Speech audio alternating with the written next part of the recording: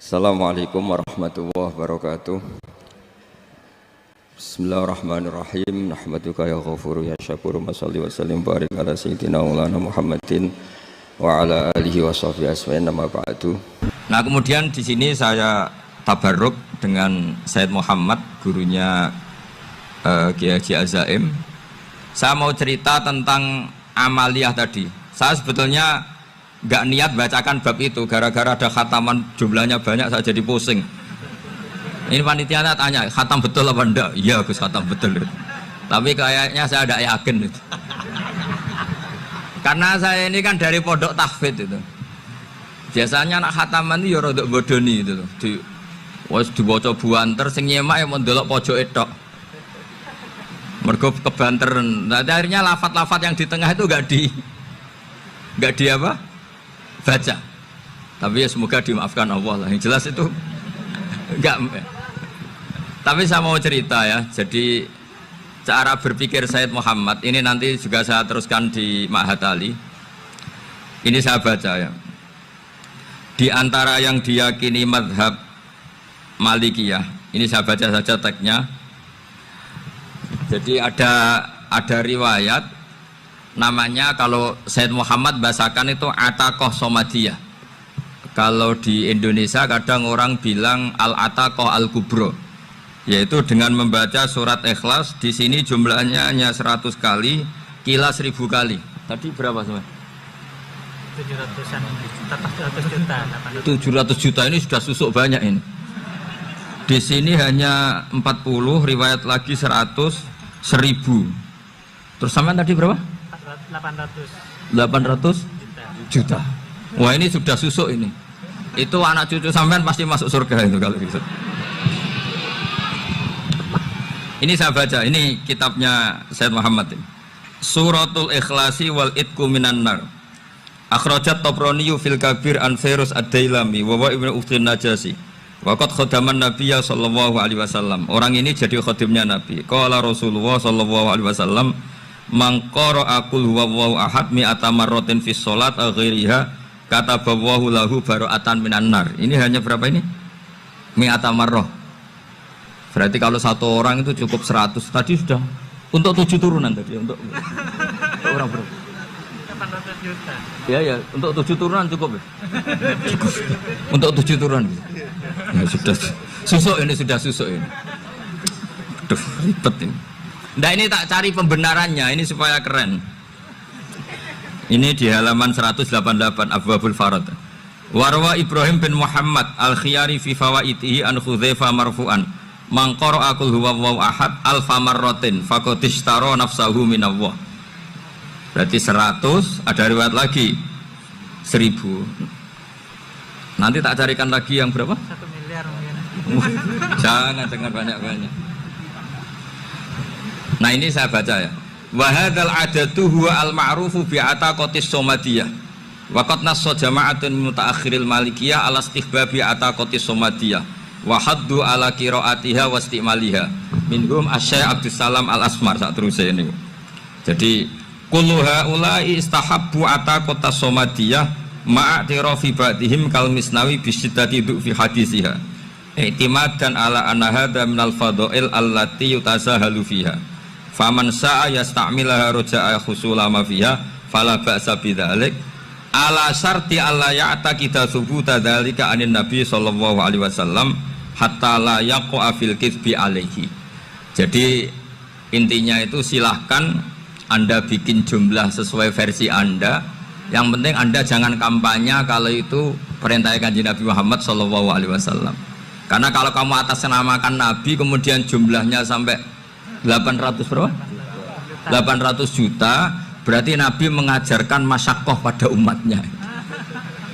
Jadi cukup yang riwayat itu di sini hanya 100 sama 1000. Jadi kalau jumlah tadi untuk 7 apa? Turunan. Jadi kamu harus ditutup dengan doa, ya Allah, semua itu bukan untuk saya tapi untuk 7 turunan. Tolong catat ya Allah. Karena itu. Jadi artinya gini loh ya, orang Indonesia yang sering mempraktekkan Ataqoh Somadiyah itu bukan tanpa dalil. Ternyata dalam mazhab Maliki Saya masih ingat ketika mbah saya kandung, bapaknya bapak, asmane Mbah Nur Syam. Itu wasiatnya minta dibacakan 4.000. Yang baca pas itu ya bapak sama anak-anaknya. Dan kemudian alhamdulillah zaman akhir itu mulai agak ngawur. Kalau ada acara itu wong liya kon maca anake mlebu metu gak melok maca. Itu keliru, saya jamin itu keliru. Saya sering kalau mimpin di rumah, kalau yasinan di tonggo-tonggo kok anaknya gak maca, saya keluar. Bapakmu wong liya kon maca, kata saya gitu. Jadi itu menurut saya itu yang jelas. Saya sampai ngisi begini. Yang ada riwayatnya itu idza mata ibnu adam in qata amaluhu ila min salasin shadaqatin jariyah au ilmin yuntafa'u bi aw waladin sholihin yatullah. Itu ndak ada di hadis au kiyayin sholihin yatullah, kata. Yang ada itu awaladin apa? Sholihin. Jadi anaknya harus ikut, kalau ndak ada usah, kata. Akhirnya anaknya dawuh nggih Gus nggih. Wah, akhirnya tak kei jagung paling akeh, kula mendet sithik. Wong aku ora anake kok. Kadang-kadang enggak, orang lain baca buahnya, anaknya mau melebu metu mau enggak no tamu mbek rokokan. Itu harus ditobatkan itu. Keliru itu. Karena nasnya bukan au kiyayin sholihin tapi au waladin sholihin. Ini bukan provokator, ini memang ya harus seperti itu. Nah, terus tentang tadi la ilaha illallah yang didawuhkan Gus Azaim. La ilaha illallah itu penting sekali, cuma saya mohon itu dielmoni lah. Jadi dulu kalimat ini menjadi spesial karena dielmoni, karena dimulai dari fa'lam annahu la ilaha illallah. Terusannya ayat tuh wastaghfir li dzambika walil mu'minina wal mu'minat. Saya ulang lagi ya. Terusannya ayat tuh wastaghfir li dzambika walil mu'minina wal mu'minat. Makanya menurut mazhab Sadili, kamu disuruh baca la ilaha illallah dulu, jangan istighfar dulu. Saya ulang lagi ya. Dalam mazhab Sadiliyah itu la ilaha illallah dulu, nggak boleh istighfar dulu. Alasannya masuk akal. Orang yang kafir 70 tahun itu sekali baca la ilaha illallah itu langsung yughfar lahum ma qad salaf. Sehingga la ilaha illallah sendiri sudah punya kekuatan supaya dosa kita diampuni. Qul lil ladzina kafaru iyantahu yughfar lahum ma qad salaf. Cara menghentikan kekafiran gimana? Dia melafadzkan la ilaha illallah. Ini kalimat yang begitu saktinya sampai orang yang kafir puluhan tahun itu dosanya semuanya terhapus hanya karena melafadzkan la ilaha illallah. Nah, makanya kata Abdul Hasan As-Sadili wastaghfir li dzambika ay bihadil kalimah. Seseorang sah diistighfar itu kalau melafadzkan la ilaha illallah. Misalnya ada orang kafir mati kafir, sah enggak anak cucunya mengistighfari dia? Tidak sah karena belum melafadzkan la ilaha illallah. Makanya kata Abu Hasan As-Sadili wastaghfir li dzambika ay bihadil kalimah. Sehingga lafadz ini spesial betul. Tapi kadang-kadang beberapa mursyid cara berpikir lain. Ini kalimat thayyibah harus dibaca orang suci, sehingga mendahulukan apa? Istighfar. Untuk supaya pas melafadzkan kalimat thayyibah sudah dalam keadaan apa? Suci. Itu juga masuk akal. Tapi secara meyakinkan saya sendiri lebih mengikuti manhajnya Abil Hasan As-Sadili karena alasannya tadi, yang kafir puluhan tahun saja langsung luntur dosanya karena melafadzkan la ilaha illallah. Artinya la ilaha illallah sendiri sudah bagian dari istighfar. Nah, ya tadi buktinya fa'lam annahu la ilaha illallah terus wastaghfir li dzambika walil mu'minina. Jadi orang sah diistighfari itu setelah dipastikan sah tauhidnya. Jadi setelah tauhidnya sah yaitu la ilaha illallah baru sah apa?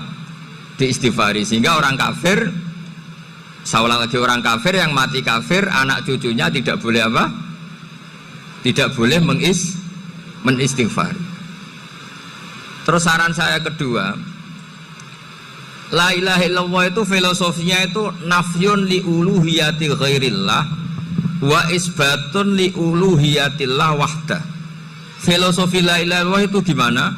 Menafikan semua selain Allah itu tidak Tuhan dan hanya menuhankan Allah semata. Nah, itu caranya gimana? Caranya kita harus terbiasa ini, karena tadi saya dibilangin panitia ini rata-rata mustameknya atau mustamiatnya ini santri. Caranya gimana? Dilatih pakai logika. Saya berkali-kali cerita kalau ngaji, saya sekaligus kampanye. Allah itu Tuhan yang begitu fair. Untuk menjadi Tuhan, Allah mempersilahkan, ada kualifikasi Tuhan. Jadi boleh dikompetisikan, itu boleh kata Allah. Nggak apa-apa kamu ngaku Tuhan gitu, kata Allah. Tapi nak ngaku pangeran itu paling enggak ya direputasi lah, ada verifikasinya lah. Dimulai dari apa? Ya kalau jadi Tuhan itu setidaknya bikin langit bumi lah, aturannya gitu. Jadi kalau daftar bupati ya daftarlah ke KPU. Masa tahu-tahu jadi apa? Tuhan kemudian tidak punya prestasi bikin langit bumi. Sehingga Allah itu cara ngendikan itu ya fair. Qul ara'aitum ma tad'una min dunillah aruni madza khalaqu minal ardi am lahum syirkun fis samawati. Coba yang kamu tuhankan selain saya, prestasinya apa kan? Ketika saya bikin bumi itu apa ikut bikin? Terus am lahum syirkun fis samawati.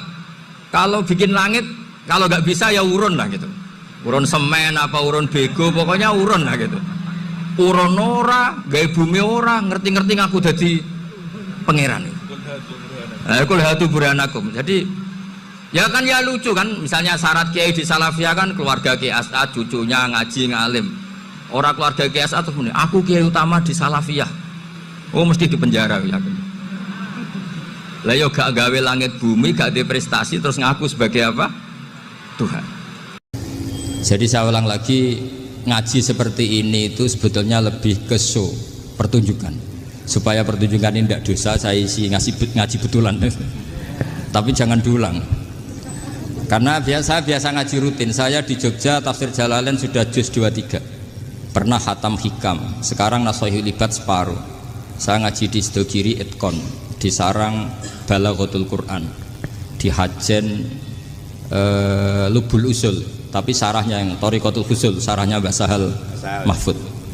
Jadi baru di sini ngaji bersaing sama orang yang mondok berapa? 3 bulan.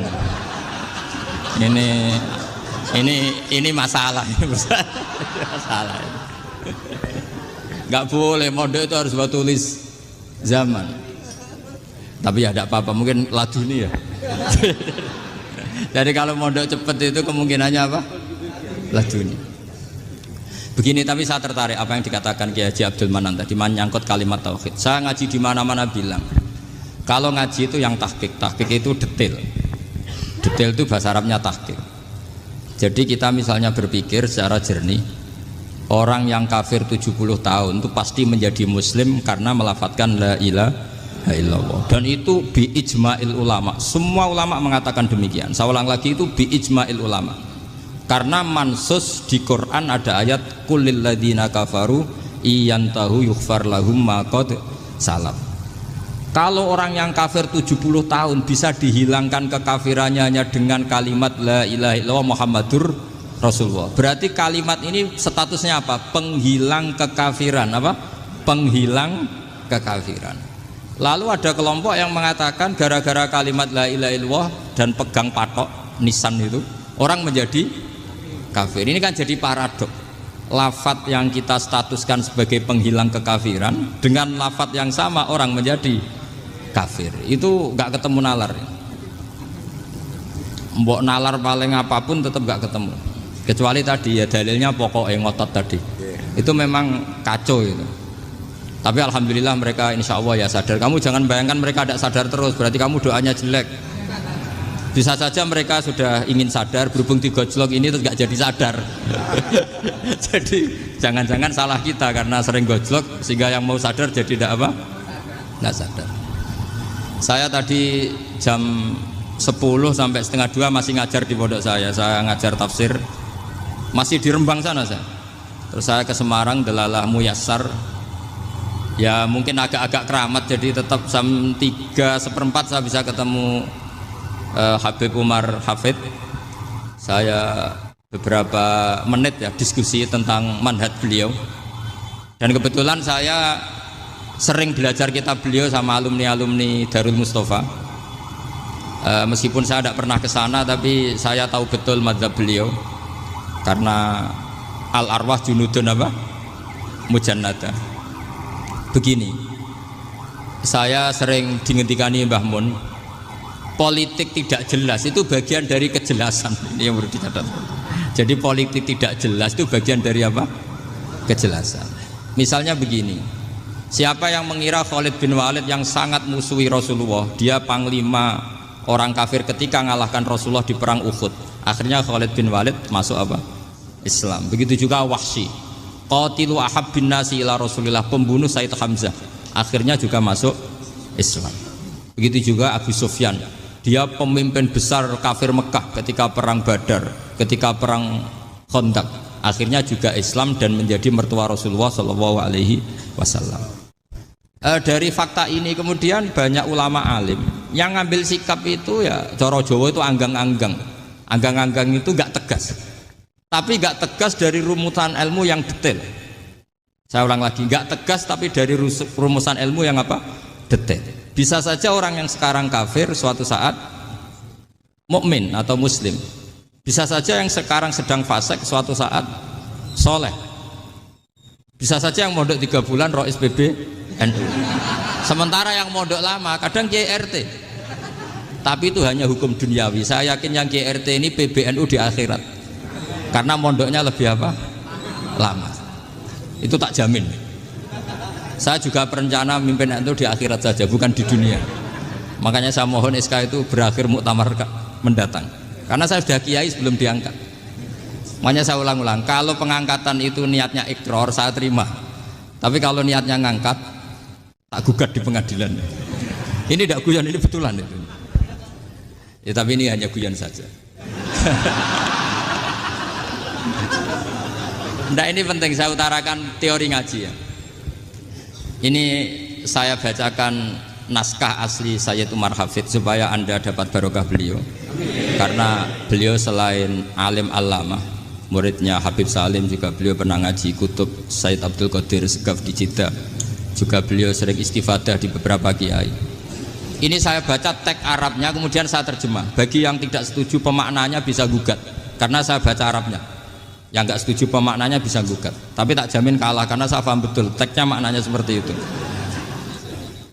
Logikanya tadi ya, ketika Rasulullah ngambil sikap tegas kepada qatilu Hamzah yaitu Wahsy, dan ketika Rasulullah ngambil sikap tegas pada orang-orang yang mengalahkan beliau di perang Uhud, kaifa yuflihu qaumun fa'alu bi anbiya'ihim hakadha, bagaimana mereka jadi orang benar atau orang yang dapat apa? Kebahagiaan kalau mereka perlakuannya seperti Nabi seperti ini, yaitu Nabi sujawaju masyhur wa kusirat ruba, yaitu Nabi itu wajahnya terluka, gigi serinya tanggal. Orang-orang seperti ini tuh nggak akan bejo kalau orang Jawa, nggak akan falah. Tapi apa yang terjadi? Allah menurunkan ayat laisa laka minal amri syai'un aw yatuba 'alaihim aw yu'adzibahum. Muhammad itu bukan wilayah kamu ngecap orang, menstigmasi orang itu tidak wilayah kamu. Saya bisa saja mengampuni mereka atau menyiksa saya itu atau menyiksa mereka itu wilayah saya, kata Allah. Saya bisa saja mengampuni mereka atau menyiksa mereka itu wilayah saya. Sehingga akhirnya apa? Rasulullah tidak ngambil sikap yang mungkin orang lain mengatakan itu tidak tegas. Tapi itu kearifan.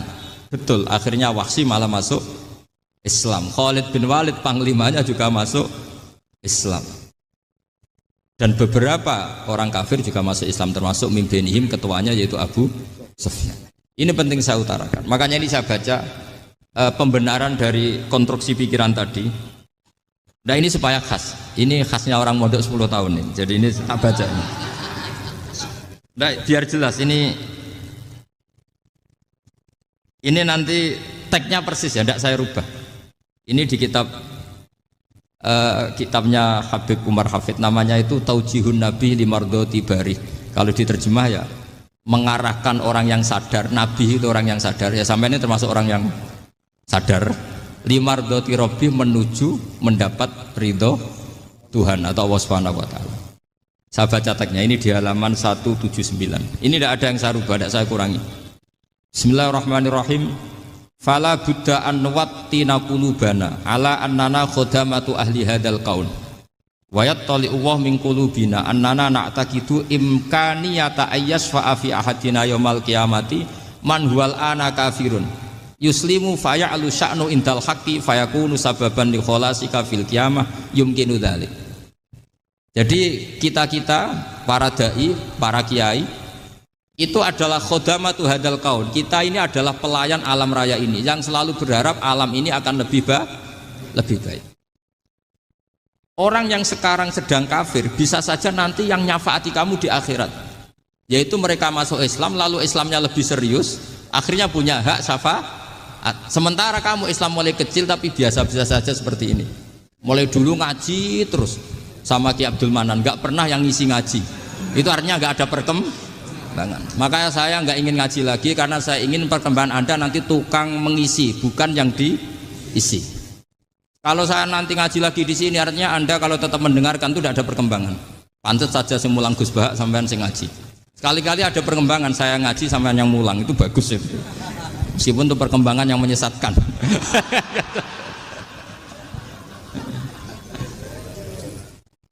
Ini penting saya utarakan. Ini dawuhnya Said Umar ya. Orang yang sekarang sedang kafir bisa saja orang ini nanti nyafaati kamu. Yaitu beliau orang ini Islam, kemudian Islamnya serius, maka punya hak syafaat. Sementara kamu Islamnya biasa-biasa saja. Itu masyhur kayak Sayyidina Umar. Sayyidina Umar Islam di hari itu langsung makomnya makom yang a'la, sehingga mengalahkan yang sudah Islam lebih lama. Karena Islamnya Umar itu menjadi izzatul Islam betul. Makanya jangan benci orang tegas teman-teman, kadang ya ada baiknya. Abu Bakar itu sudah Islam tapi layinal janib, orangnya santun. Kalau dipisoi orang yang menengahi lah kira-kira seperti itu. Begitu juga Bilal, Ammar, Suhaib. Singkat cerita, Rasulullah itu sering dibully ya, sering disiksa orang-orang kafir. Rasulullah berharap, wah kalau yang Islam gini terus repot. Melihat Umar ini petarung di pasar Uka, dia dapat uang itu kalau tarung, menangan. Kata Rasulullah, kalau ini yang Islam ya bagus. Beliau berdoa, Allahumma aizal Islam bi Umar. Itu kira-kira 2 hari dari doa beliau, Umar masuk Islam. Itu pertama masuk Islam itu orang-orang kafir diparani. Kalau kamu ganggu Rasulullah Muhammad tak bunuh. Semenjak itu orang kafir yang gentenan sembunyi. Sehingga kata para mereka yang Islam selalu jaya mut aslama Umar, ketika Umar masuk Islam. Itu dalam 1 hari Islam itu Rasulullah sudah ngendikan Umar yang Islam sehari ini imannya kalau ditimbang separuh ahli dunia masih unggul sama Islamnya Umar. Nah bisa saja seperti itu. Jadi saya minta sama teman-teman yang mencintai ilmu, tidak tegas itu bagian dari ketegasan dalam ilmiah. Karena kita ini tidak mengendalikan dunia, tidak mengendalikan hidayat, hanya Allah piyambak yang ngasih hidayat. Maka sikap kita laisa laka minal amri syai'un aw yatuba alaihim aw yu'adzibahum. Rasulullah yang ahabbul khalqi ilallah saja tidak boleh tegas karena semuanya potensi itu ada. Cuma kita tegas dalam kebenaran saja, tapi nggak perlu tegas dalam mengawal kebenaran. Kenapa demikian? Karena Islam ini agama yang akan dijaga Allah ila yaumil. Yang jaga Islam bukan PBNU, bukan PP Muhammadiyah, bukan kiai. Yang menjaga Islam namun Allah Subhanahu wa ta'ala. Makanya Sayyidina Umar itu kalau disuruh mukir Islam itu nggak mau betul. Masyhur itu dalam tarikh. Umar mimpin itu sukses, banyak futuhat. Singkat cerita akhirnya orang tuh kelangenan, wah kalau Umar meninggal kayak apa.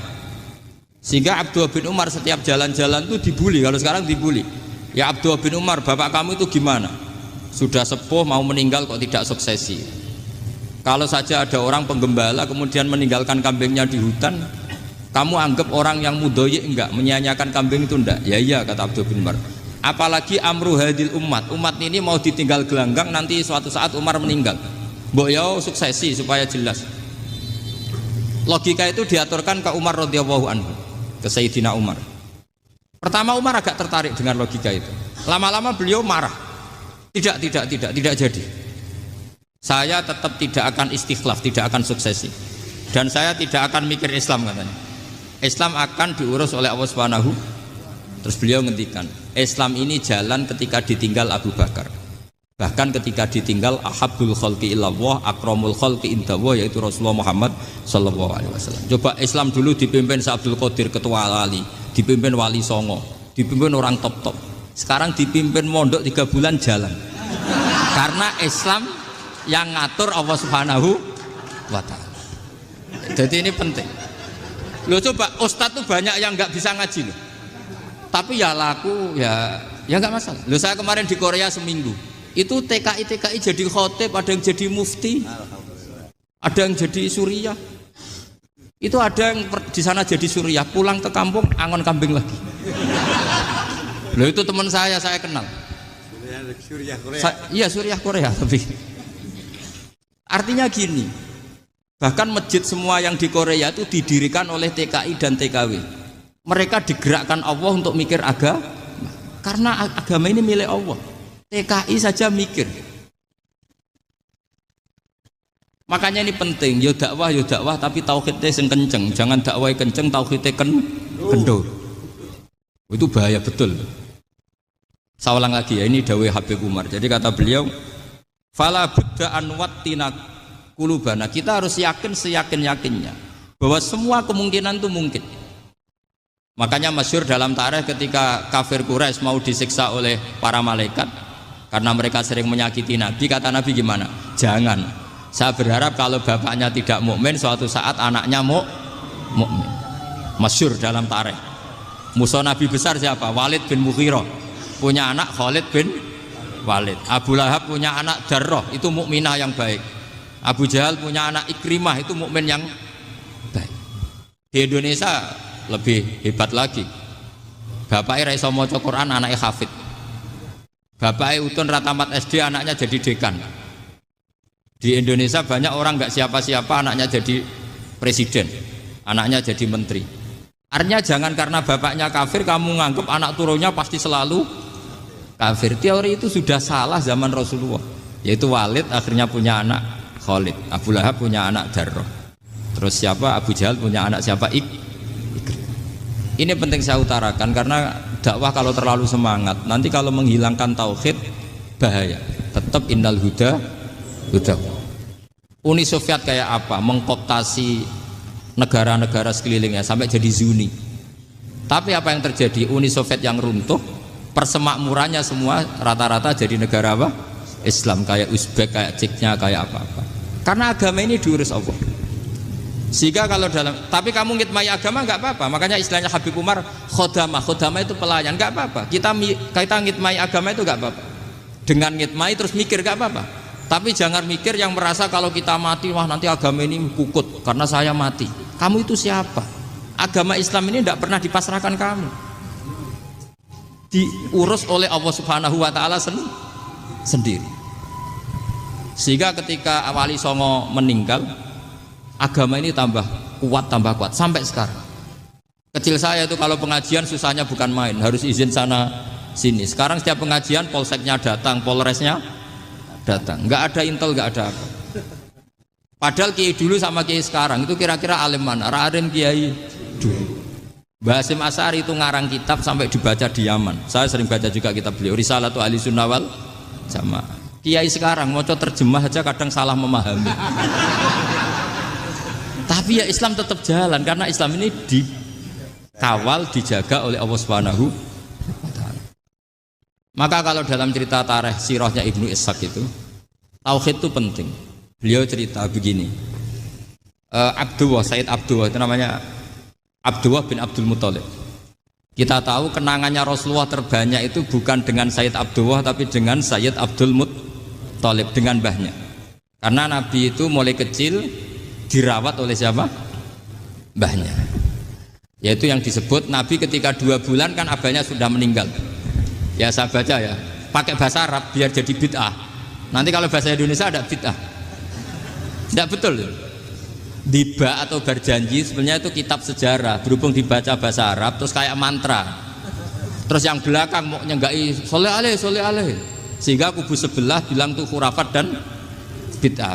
Coba diterjemah ini, coba nanti saya baca bahasa Arab. Walamma tamma min hamli syahroni ala masyuril aqwalil marwiyatu fiya bil madinati abuhu abdullah wa kana qad istaza bi aqwalihi bani adi minat taifatin najariyah wa makatha syahron saqiman yu'anu nasukmahu wasakwa. Terus di pojok sana bilang soleh aleh. Pasti kubu sebelah yang liwat, wah itu khurafat bid'ah karena dianggap mantra. Padahal artinya coba sampean baca bahasa Indonesia. Ketika hamil Rasulullah umur 2 bulan, abahnya meninggal di kota Abwa. Kota Abwa adalah kota keluarga besar ibunya Sayyid Abdullah.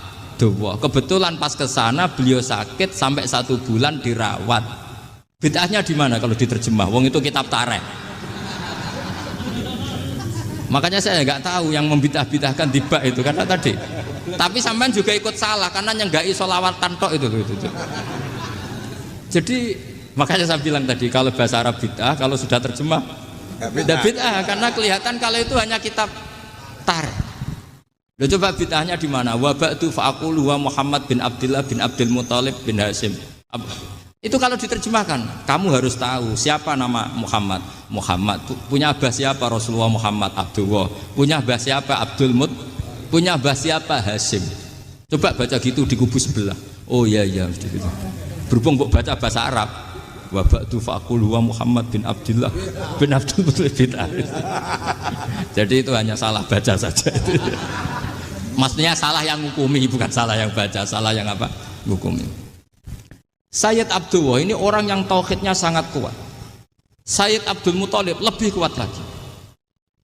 Saya cerita sedikit betapa pentingnya tauhid. Ketika pasukan Abraha bawa pasukan gajah mau menyerang apa? Ka'bah. Itu sebelum menyerang itu semua aset-aset milik orang kafir Quraisy, milik orang Quraisy lah. Itu ditawan, diambil, termasuk milik Sayyid Abdul Muthalib, milik Abdul Muthalib. Terus ketika mau masuk Ka'bah, mau masuk Mekah, kata Abraha, man sayyidu hadal wadi, siapa yang kamu tuakan, yang kamu pertuan di sini? Oh, Abdul Muthalib. Abdul Muthalib itu dipanggil, itu auranya luar biasa. Abraha yang di tempat perkemahannya itu harus duduk di atas karena dia raja, itu duduk di atas gak berani. Saking wibawanya Abdul Muthalib, ini mbahnya Rasulullah. Akhirnya Abraha bilang gini, saya duduk di bawah tidak mungkin karena saya raja. Kamu duduk jejer saya tidak mungkin karena nanti umat saya kecewa karena raja kok disaingin gitu. Ya sudah, sambil berdiri-diri kita ngomong. Akhirnya Sayyid Abdul Muthalib tadi diomongin gini, saya itu tidak ingin merusak orang-orang Mekah, orang-orang Quraisy. Saya hanya kecewa punya tempat ibadah dikencingi, diberakin sehingga saya mau merubuhkan Ka'bah. Tapi dengan damai, nggak ada perang. Apa jawabnya Abdul Muthalib? Lucu. Nggak apa-apa, Ka'bah kamu robohkan silakan, nggak apa-apa. Yang penting unta saya yang kamu sita kembalikan. Harta saya yang 100 unta kamu sita kamu kembalikan. Itu Abraha kagetnya bukan main. Kaget karena kamu itu pemimpin apa? Tadi saya hormat kamu karena kamu tak anggap orang hebat. Hadhil Ka'bah dinu abaika, ini Ka'bah itu agama kamu. Pas saya hancurkan kok kamu tenang-tenang saja. Padahal pas mau saya hancurkan kamu tenang-tenang saja, malah tanya unta kamu itu gimana? Apa jawabnya Abdul Muthalib? Inna lihadal baiti rabban hamahu. Sebab Ka'bah itu ada yang punya dan pasti akan melindungi Ka'bah. Tapi kalau unta itu milik saya, ini urusan saya ini unta. Jadi inna lihadal baiti rabban hamahu itu tidak milik saya, itu ada yang punya. Ya sudah, biar yang punya aja yang jaga, itu tidak urusan saya. Akhirnya unta dikembalikan, aman deh, untung double.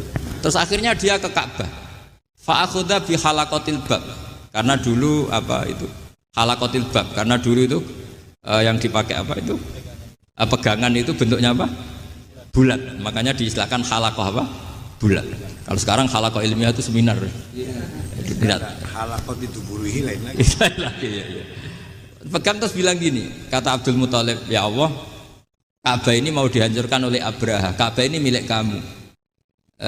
Saya mau ke gunung, mau melihat apa yang kau lakukan terhadap orang yang mau merusak Ka'bah. Terus Abdul Muthalib bilang ke umatnya, wa ya qaumi, ayo kita ke gunung melihat ma fa'ala rabbuna, apa yang akan dilakukan Tuhan kita terhadap orang yang mau menghancurkan Ka'bah. Jadi santai saja, santai. Terus Abdul Muthalib naik gunung sama orang-orang Quraisy. Abraha datang mau merusak Ka'bah, terus terjadi alam taro kaifa fa'ala rabbuka bi ashabil fil. Itu melihat, dan betul Ka'bah dijaga Allah. Islam juga gitu. Ketika Islam dikooptasi Uni Soviet, semua ulama, semua wali perasaannya hanya nunggu kehancuran Uni Soviet, karena pasti agama ini dijaga. Saya setiap sholat, setiap munajat, ketika baca Rabbana lakal hamdu bil samawati wa mil'ul ardi. Dulu saya iskal itu janggal. Ya Allah, engkau zat yang layak dipuji. Yang pujian itu memenuhi langit dan bumi. Pikiran saya kalau bumi ateis itu mujinya kayak apa? Tapi Masya Allah ketika saya datang di Korea, bumi ateis, ternyata di sana banyak masjid, banyak tasbih, bahkan ada sakduna di sana. Karena Allah sudah ngendikan lakal hamdu mil'us samawati wa mil'ul ardi. Dan sekarang nyata, semua bumi ateis, bumi apa saja, ada tasbihnya, ada tahmidnya. Makanya sadaqallahul adzim ketika ngendikan sanurihim ayatina fil afaq walladzi arsala rasulahu bil huda dinil haqqi liyuzhirahu 'alad dini kulli. Makanya saya mohon sekali bahwa agama ini harus kamu khidmah. Tapi enggak boleh kamu pikir. Atau dibaliklah, khidmah maka memikir. Tapi tidak usah GR bahwa agama ini diserahkan sampean. Saya juga agak ridho. Agama kok diurus orang-orang kayak gini, kayak apa nasibnya? Jadi ini penting karena rata-rata kiai alim itu tidak jelas. Terus oleh orang-orang yang nggak pernah ngaji itu, wah ini nggak jelas, nggak tegas. Islam itu harus tegas. Maksudnya tegas itu kayak apa? Tegas itu di wilayah kita. Kalau istri kamu mau diperkosa orang itu boleh tegas, itu wilayah kamu. Tapi kalau hidayat itu wilayahnya Allah Subhanahu wa Ta'ala, kita tidak pernah tahu. Bahkan yang sudah Islam saja, nyuwun sewu, itu nggak ada jaminan mati husnul khotimah. Kita tahu dalam sejarah Sa'labah itu dapat gelar hamamatul masjid, merpatinya masjid. Tapi kita tahu akhirnya Sa'labah itu apa? Su'ul khotimah. Sampai dalam Islam selalu diajarkan ya muqallibal qulub tsabbit qalbi ala din. Jadi kalau kita sendiri saja masih ingin selalu husnul khotimah, agak ada ruang untuk mudah menvonis orang lain.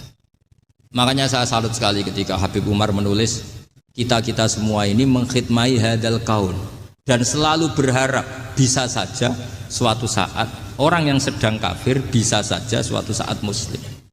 Nah soal kalau yang sama yang harbi menyerang kita ya tarung. Kalau artinya kalau yang merangi kita ya kita wajib perang, kalau enggak ya habis kita. Seperti kita lakukan ketika diserang Belanda. Tapi ketika mereka musta'man, dhimmi, mu'ahad, orang-orang kafir yang mau berdamai dengan kita ya kita damai. Sebagaimana yang dilakukan Rasulullah SAW ketika berdamai dengan kafir Quraisy yang dipimpin Suhail bin Amr. Masyhur itu dalam tarikh. Singkat cerita kan Sayyidina Ali ini pernah konflik sama orang Khawarij. Kata Sayyidina Ali, ya sudah lah, namanya kita musuhan, kita tidak usah ketemu, pakai mediator, kata Sayyidina Ali.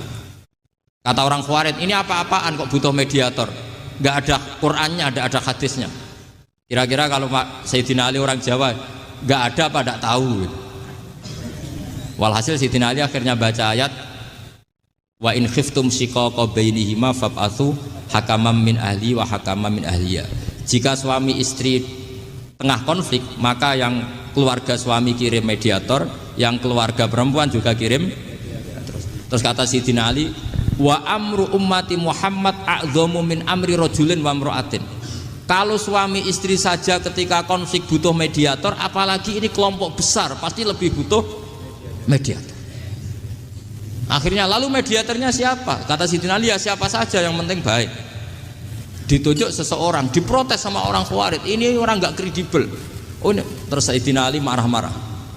Rasulullah itu pernah berdamai dengan orang, bahkan orang itu kafir, yaitu Sulhul Hudaybiyah. Nabi itu berdamai dengan orang yang bernama Suhail bin Amr ketika itu kafir. Makanya ini menunjukkan bahwa musolahah ma'al kufar itu boleh demi kelangsungan bernegara, berbangsa.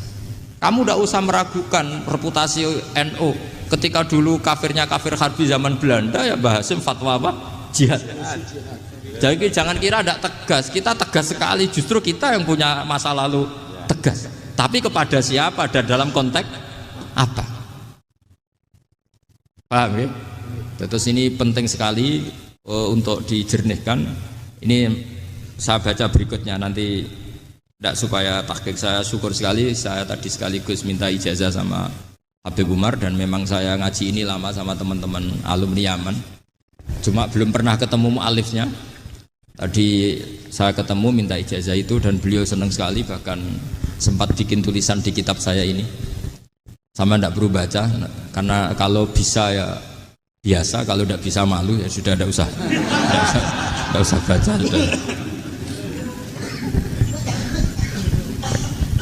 Terus ini kata beliau, ini masih saya teruskan. Nahnu min hadhil intilaqah naktasibu thabatana wa quwwata yaqinina.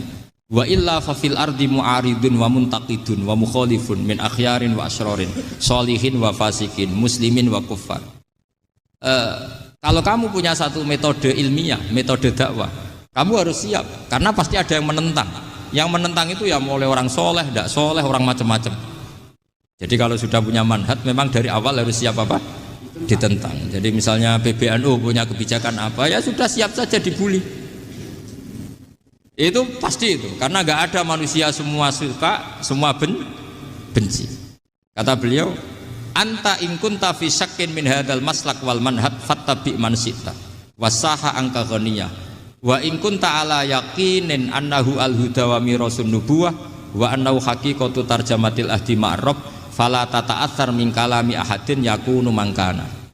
Jadi intinya kita mengawal Islam secara rahmatan lil alamin itu justru kita berharap menjadi simpatik dan menjadikan mereka menjadi napa Islam. Jangan ketika simpatik dianggap gak tegas.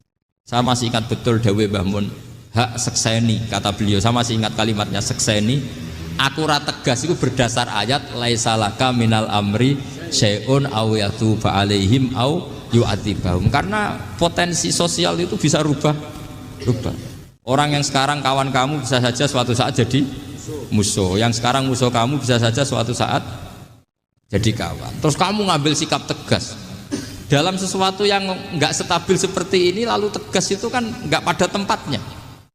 Makanya yang seperti ini kata Allah pakai asa itu menawa. Asa wahu ayyaj'ala bainakum wa bainal ladzina adaitum minhum mawaddah. Bisa saja orang yang sekarang musuhan dengan kamu suatu saat dijadikan mawaddah. Kamu udah mawaddah itu saling mengasihi. Kamu udah usah tanya wallahu qadir kata Allah, karena Allah mampu. Jadi dalam hukum-hukum sosial Allah seringnya bilang apa? Asa. Misalnya wa asa an takrahu syai'a wa huwa khairul lakum wa asa an tuhibbu syai'a wa huwa syarrul lakum. Karena masalah sosial ini semuanya asa, yang pernah tahu siapa? Bisa saja sekarang saya Rois Surya, nanti SK-nya enggak turun lagi, tapi saya tidak apa-apa. Bisa saja nanti santri 10 tahun dipimpin 3 bulan, enggak apa-apa. Bolak-balik enggak apa-apa. Saya tidak akan kecewa. Karena masya Allahu kana wa malam yasa lam yakun. Assalamualaikum warahmatullahi wabarakatuh. Assalamualaikum warahmatullahi wabarakatuh. Kula niku saya ingat teng mriki nggih, teng majelis mriki juga beberapa kali kula teng majelis Jogja cerita Bani Israel nggih niku secara kriteria kitab sing mujma'alah, artinya tidak ada khilaf, niku adalah Zurriyatu Yakub, napa? Dinasti anak turune Nabi sinten? Yakub niku eling-eling. Ini penting kula aturaken. Karena kaitannya zuriyah itu genetik, siapa saja yang berdarah zurriyati sinten? Yakub. Niku disebut Bani napa? Israel. Dan istilah ini sing muradan fil Quran, dan itu yang dikehendaki napa? Al-Quran. Jadi tidak terikat geografis tempat atau teritorial. Ini ngrungokno tenan. Sehingga sampean salah sekali ketika maknani Bani Israel yang sebagai nation sebuah negara, terus mbok maknani koyok Bani Israel sing teng Quran itu sampean sesat. Nak ngono sing Simon Peres saiki Israel sing tukang bantai Palestina ra enak mergo mlebu wa an li faddaltukum alam penggawane bantai, tapi untuk ya Bani Israila napa uskuru nikmati allati an'amtu alaikum terus wa anni faddaltukum alam. Niki rungokno tenan. Dan alhamdulillah teori saya itu benar, yaitu teng mriki wonten teng Jalalain jelas bangsa Bani Israel itu maksudnya wong Yahudi sing urip zaman Kanjeng Nabi sallallahu alaihi wasallam. Iku sing dikhitopi. Ketika ning zamane Nabi dikhitopi manggene teng pundi? Teng Medina. Paham ya teng pundi? Medina. Cuma secara anak turun pancen dzurriyyah Nabi Yakub disebut Bani Israel. Lah sekarang tuh ada sistem negara modern. Wong Afrika keriting welek keturunane sapa ora roh misale. Kok berKTP Israel itu secara hukum modern disebut bangsa Israel. Misale wong Balen cek wong Bojonegoro Temangsang tok Israel, rabi kono. Terus berKTP sana ya disebut warga Israel. Paham ya? Jadi tentang Bani Israel dengan istilah kemudian yang berdasar negara apa? Modern ya, negara modern di mana istilah Bani Israel menyebut sebuah nation, sebuah apa? Negara. Jadi itu sing saniki Israel tukaran mbek pundi? Palestina. Paham ya? Tapi nak istilah Bani Israel teng Quran itu semua zuriyae Nabi Yakub. Cek niku manggon Palestina, cek manggon Madinah, cek manggon teng Mekah, mungkin sebagian yang manggon teng Indonesia. Karena itu urusan genetik. Bani itu maknanya turunan, itu urusan genetik, bukan urusan tempat. Sebab niku niki diterangaken wal munada man wujida fi zamanin nabi. Niku manggene teng pundi? Teng Madinah napa teng Palestina? Teng pundi? Madinah. Ya dadi niki jelas iki ben sampean kok salah paham. Jadi kadang-kadang kata kiai sing dalil Israel sakniki niku ya Bani Israel sing batal tukum alal alamin penak napa? Wis napa? Ini perlu kula terangkan sebagai mukaddimah. Kemudian ya niki kula cerita. Memang secara tarikh Nabi Yusuf nggih Nabi Yusuf niku tiyang Kan'an. Kan'an niku nderek wilayah Palestina. Dadi nek istilah bahasa kuno niku Syam niku masukno Syria, Palestina sak mangke, Israel sak mangke, termasuk Libanon. Niku istilah riyen napa? Syam. Nggih, teng kitab-kitab tarikh nak muni Syam apa napa Lebanon, Syria, Palestina dan Israel yang sekarang itu. Israel sebagai nation sekarang itu. Di situ termasuk ada bumi Kan'an. Bumi apa? Kan'an. Ini gerungan. Bumi Kan'an niku engkang kemudian menjadi domisili Nabi Yakub alaihis salam. Nglahiraken Yahuda sak dulur Liab mau tunggal napa? Bapak. Kemudian duwe anak saking ibu benten ngene iku Yusuf kalian Bunyamin. Yusuf kalian apa?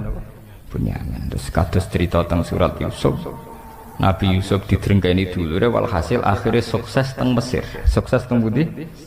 Mesir. Sehingga zuriyah Bani Israel lewat keturunan Nabi Yusuf dan keluarga Yusuf niku kathah sing pun dadi bangsa Mesir.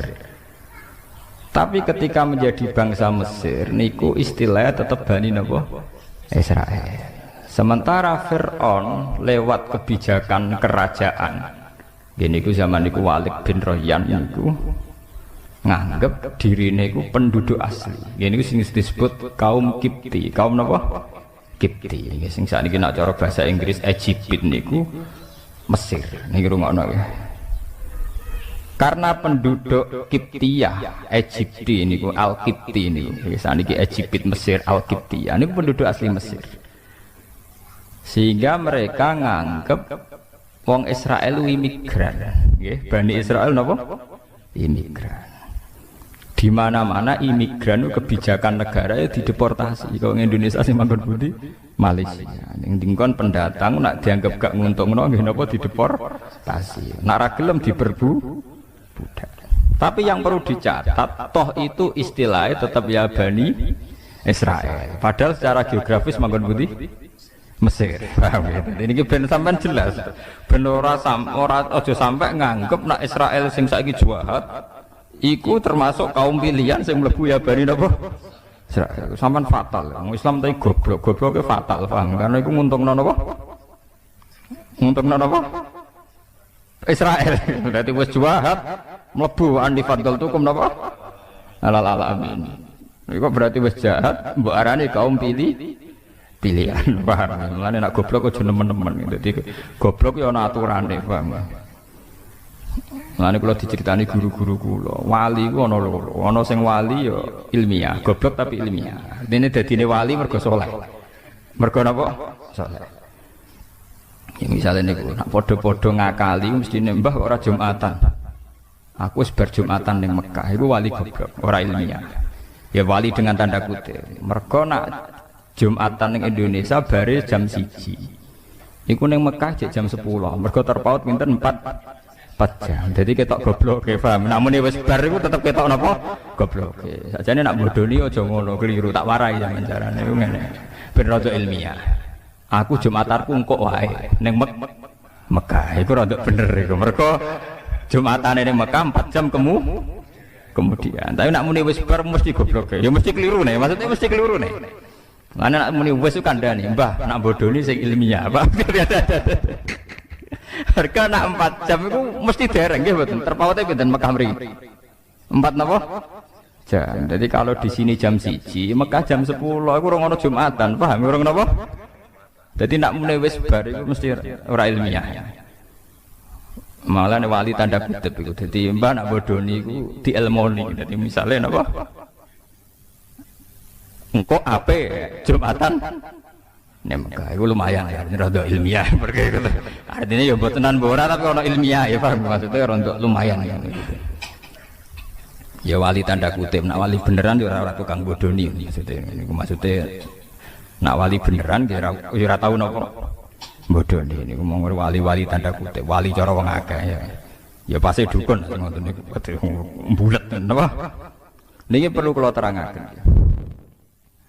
Kulo itu beberapa kali ikut seminar dan beberapa kali memberi gambaran. Pak Bahak sebetulnya Israel itu versi Al-Quran itu kayak apa? Bahkan di beberapa universitas Jogja itu ya jadi penelitian.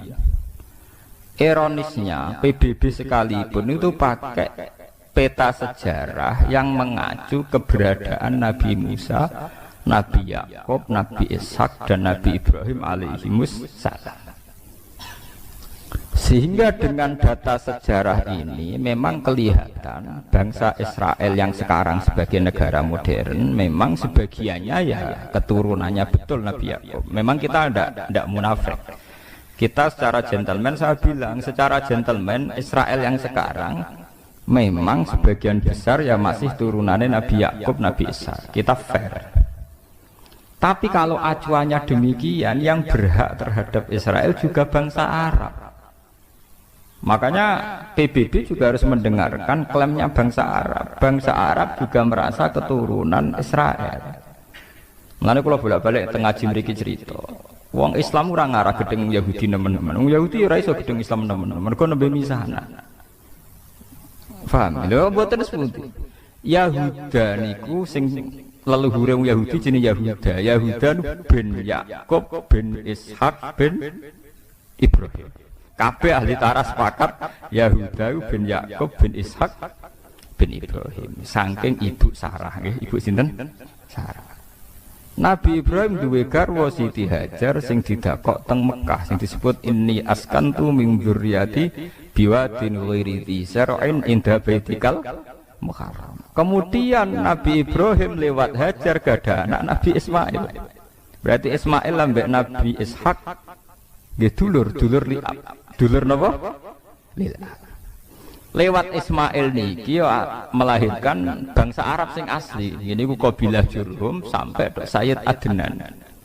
Sayyid Adnan bi ijma'i ahli tarikh ngelahirakan dugi Abdul Muthalib, dugi Sayyid Abdullah, dugi Kanjeng Nabi Muhammad sallallahu alaihi wasallam. Mulane jare tiba jare berjanji wa adnanu bila raibin intadzawil ulumin nasabiyah ila dzabihi napa Ismail. Kalau teori kepemilikan Palestina berdasar genetik, nak ngono ya ora kudu Israel sing saiki, bangsa Arab pun berhak karena secara keturunan kenapa? Sama nggih, sama-sama bapak induke Nabi sinten Ibrahim. Mulane bangsa. Lah tapi sejarah yang ditulis Barat itu yang untungkan Israel saja. Gini ku dimulai sangi Yahuda, nggih, sangi napa? Yahuda. Paham gini ben sampean kertas sejarah nggih. Sebab niku perebutan Palestina yang sekarang Yerusalem niku itu tidak bisa, nggak lepas dari orang Islam dan orang kafir boten saged. Nggih sebetulnya perebutan dinasti antara dinasti Ibrahim yang lewat Ismail dan dinasti Ibrahim sing lewat Nabi sinten Ishak. Karena yang dulur liab kados Nabi Yusuf kemudian nggak tertarik melok konflik teng mriku. Delalah uripe do teng pundi Mesir. Ini ben sampean ngertos sejarah. Ben sampean ngertos. Ini penting kula aturaken. Nak nuruti klaim sejarah itu ndak ada habisnya. Tapi kula pribadi dan muga-muga umat Islam pancen yo ora kudu matur nuwun wong Yahudi kudu matur nuwun. Sampeyan tak critani, wong Islam niku imane paling terlambat. Mergo iman mbek Kanjeng Nabi Muhammad sakwise Nabi ku wujud, ya sakwise dadi nabi. Dadi imane ku terlambat. Ya sakwise Nabi umur 40 tahun lagi iman. Iku wae kadang imane bar 5 tahun didakwahi, bar 7 tahun kados Suraka, kados Amr bin As imane ngenteni tukaran sik. Ngenteni napa? Tukaran sik. Bareng Nabi ditukari terus sabar suwe-suwe iman. Tapi nak imane Yahudi mboten, Nabi rong wujud wis iman. Wis napa? Iman. Mulane teng tarikh-tarikh wonten paradok. Di tarikh-tarikh itu ada paradok dan itu semuanya nyata. Di awal dalailun nubuwah. Nggih kula baleni malih nggih. Di awal dalailun nubuwah, alamat-alamat kenabian mesti sing beritakno iku rohib. Pendeta Yahudi atau pendeta napa Nas? Tapi engko nek wis crita kenabian musuh besar Kanjeng Nabi wong Yahudi wong Nasrani. Zaman Kanjeng Nabi umur 12 tahun dijak Abu Thalib tenggene Syam nggih Palestina, ketemu Rohibu Bukhairah. Karena mereka mitra dagang, Abu Thalib iku sapa? Ki anakku. Kowe mesti bodoni Abu Thalib. Lah kowe kok ora nak bodoni. Cak iki wis jelas-jelas calon nabi, ciri-cirine jelas nabi. Berarti ra ngarah anak. Sejarah Abu Thalib lha apa hubungane? Ciri nabi akhir zaman raine ya wis ngene iki, gantenge saiki, wae jelas saiki. Iku cirine bapake mati pas jek ning kandungan. Dadi ra mungkin iki anak. Ya Abu Thalib, iya iki ra anakku ponakan jare. Bapake mati zaman apa? Ning kandungan. Terus jare Ibu Bukhairah, ya nak ngono aja terus nodok Palestina. Pasti anak ini mau dibunuh orang Yahudi. Mereka orang Yahudi ingin semua nabi dari kelompok mereka. Ya akhirnya walhasil gak dipateni, balik nang Mekah. Ketika Nabi umur 19 tahun, mulai jadi karyawan, jadi pedagang. Termasuk dagang duwe tuan bos jenenge Khadijah. Khadijah gada paman Nasrani ahli Injil. Niku sing jenenge Waraqah bin sinten Naufal. Niku beberapa kali Khadijah ngaji tentang alamatin nubuwah. Dia yakin calon nabi ya karyawane iku sing jenenge Muhammad. Terus jare Khadijah, Maisarah jeneng lanang. Pelayanku jenenge Maisarah jeneng lanang. Ora mbok anggap nabi bareng Maisarah. Anggap jeneng napa? Wedok. Maisarah Muhammad iku kawal terus. Terus segala keajaiban yang terkait Muhammad kandakno aku. Ternyata ketika perjalanan gini wow, tuzilluhul ghamamah tuti'uhus sahaib. Jadi ning gone padang pasir sing panas, tiap nabi liwat dibarengi mendung.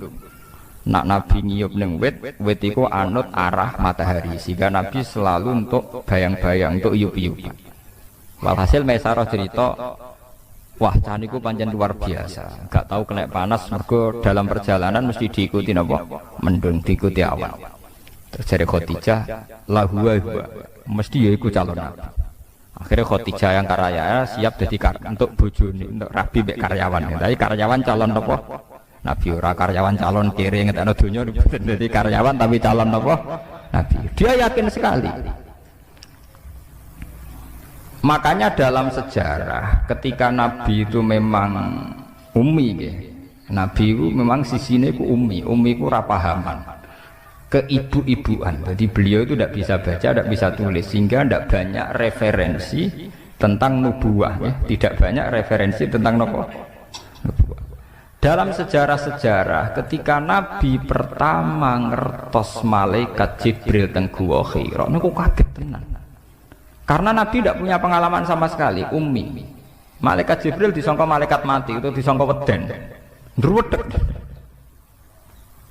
Tapi apa yang terjadi? Ketika beliau pertama kali cerita pada Khadijah, iki bukti bahwa Khadijah cukup banyak pengetahuannya. Ini sampai ben mengingat-ingat tarikh lagi, sing nate ngaji.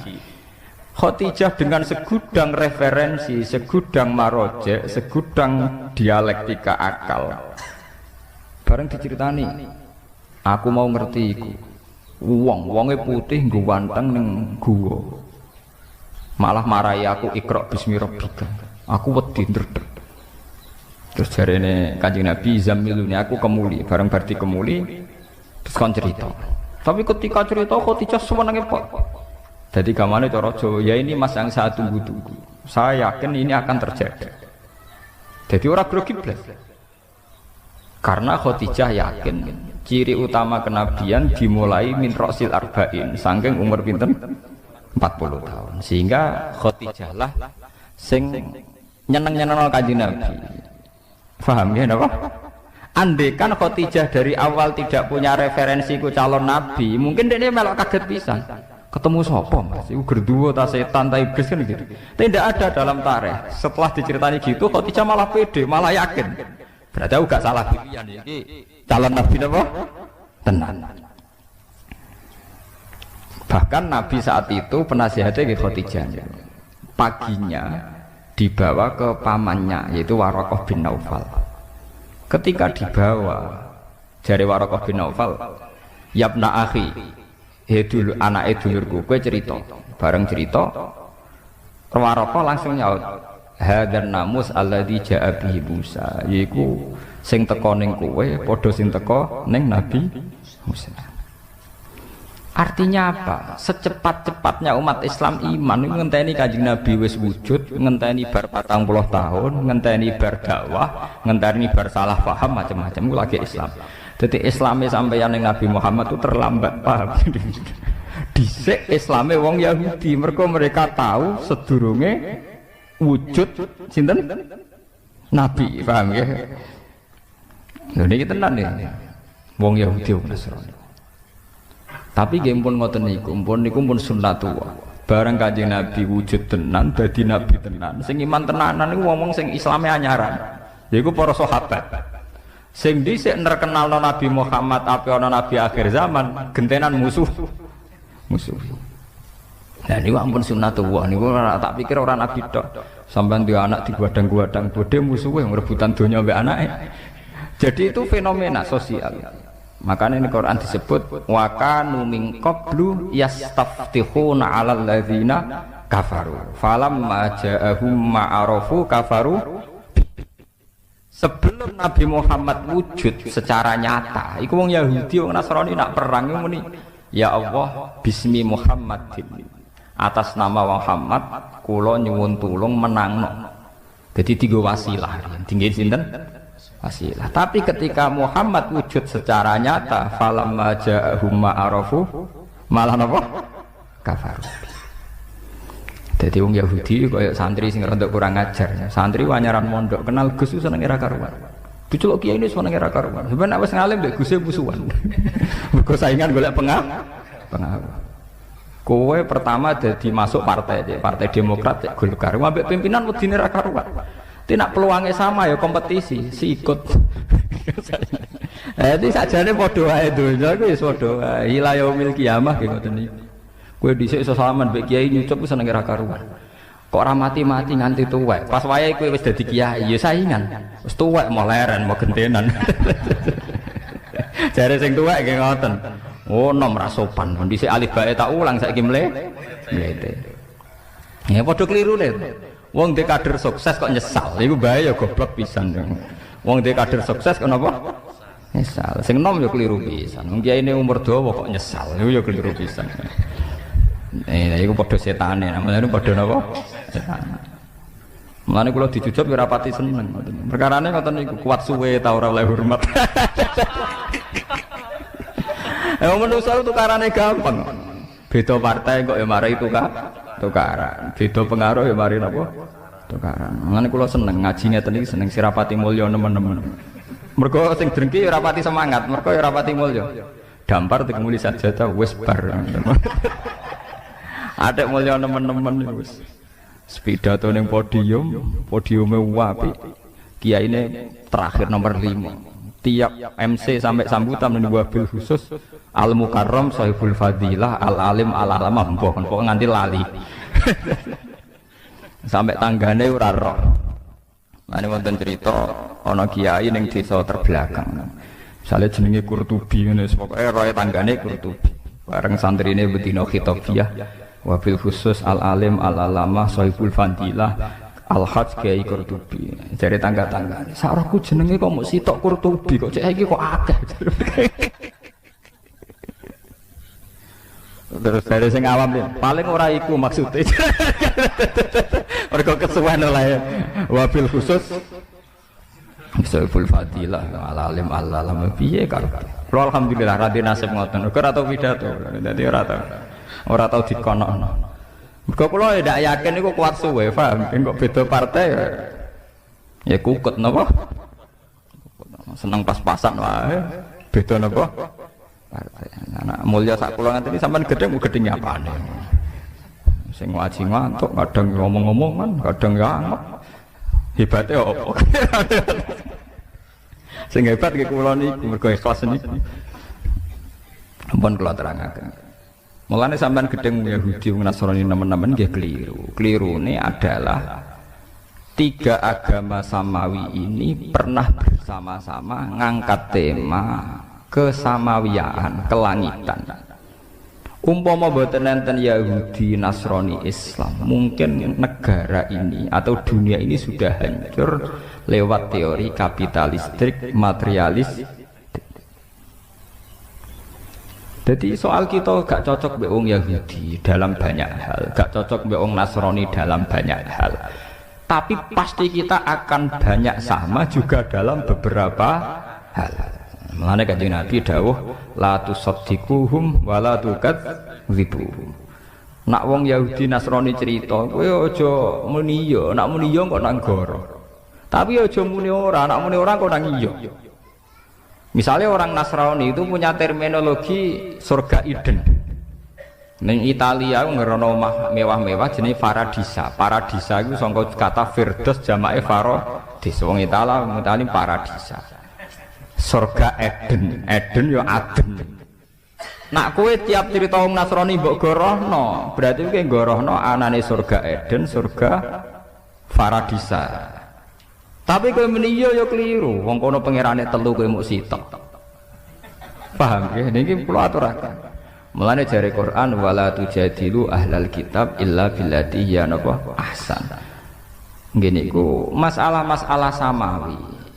Itu masalah-masalah yang sekarang ugemi ini namung Yahudi, Nasrani, Islam. Niki alhamdulillah tenan. Tiga agama besar ini mewarnai ciri adanya Tuhan. Meskipun Tuhan Yahudi disebut Yahweh, Tuhan Kristen Katolik Trinitas, Tuhan Islam Allahus Somad lam yalid walam yulad. Tapi ini penting kalau aturakan, karena sekarang itu gelombang materialistik di mana semua unsur dianggap karena materi itu luar biasa.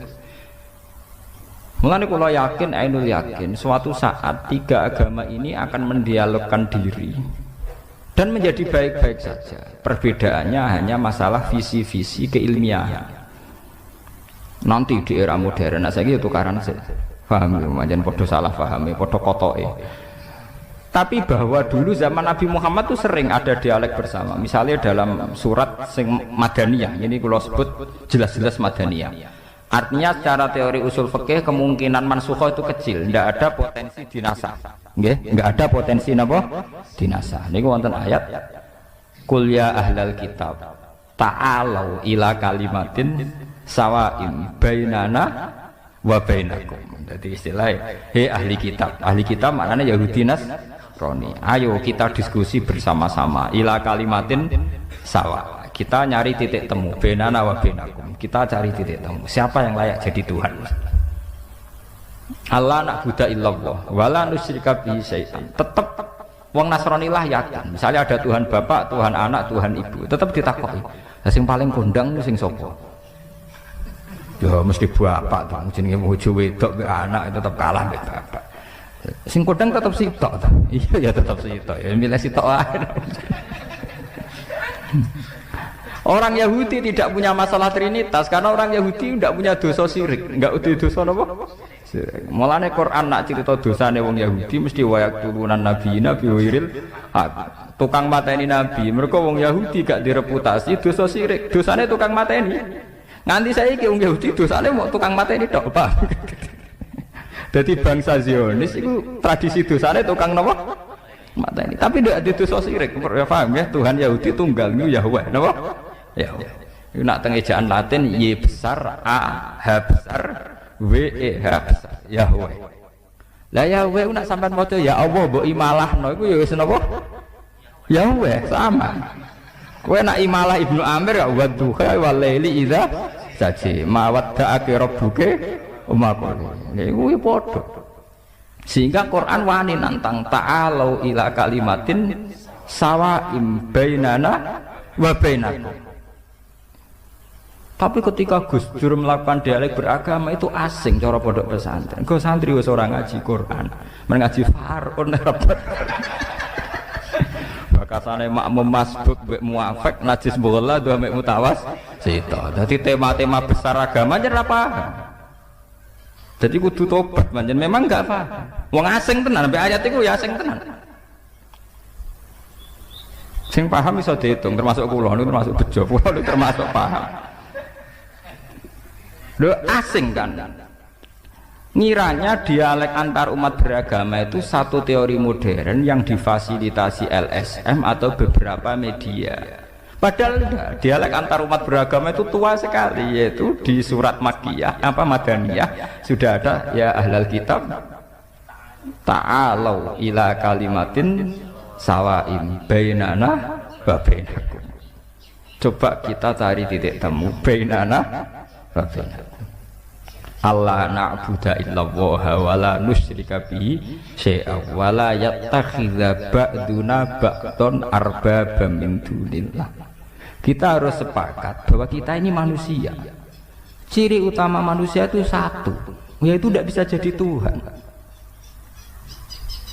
Jadi sebetulnya ciri yang khas pada manusia itu satu, tidak bisa jadi Tuhan. Wa la yattakhidha ba'duna ba'dun arbaba min dunillah.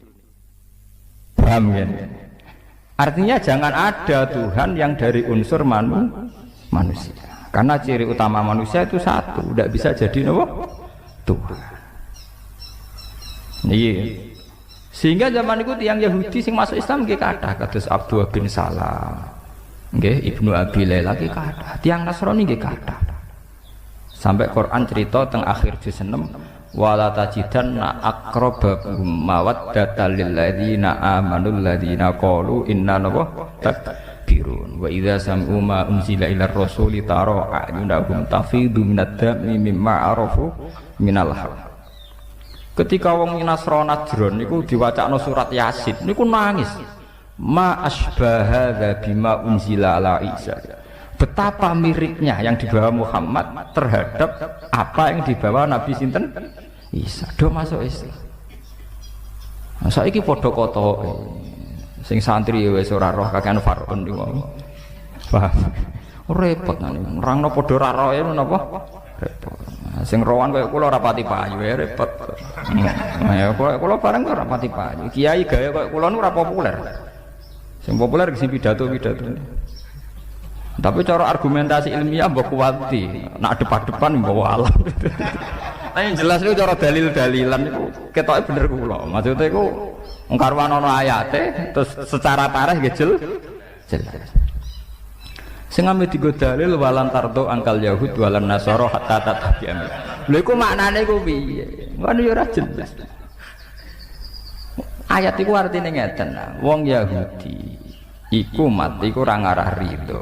Nak kowe ora dadi Yahudi. Wong Nasrani ya ora ridho nek kowe dadi Nasrani. Sampeyan delok teng tafsir Bedawi, teng beberapa tafsir. Ini maknane ayat niku sederhana. Iknatun lirrasul fi tomaihi li imanihi. Sampeyan delok teng tafsir Bedawi beberapa tafsir.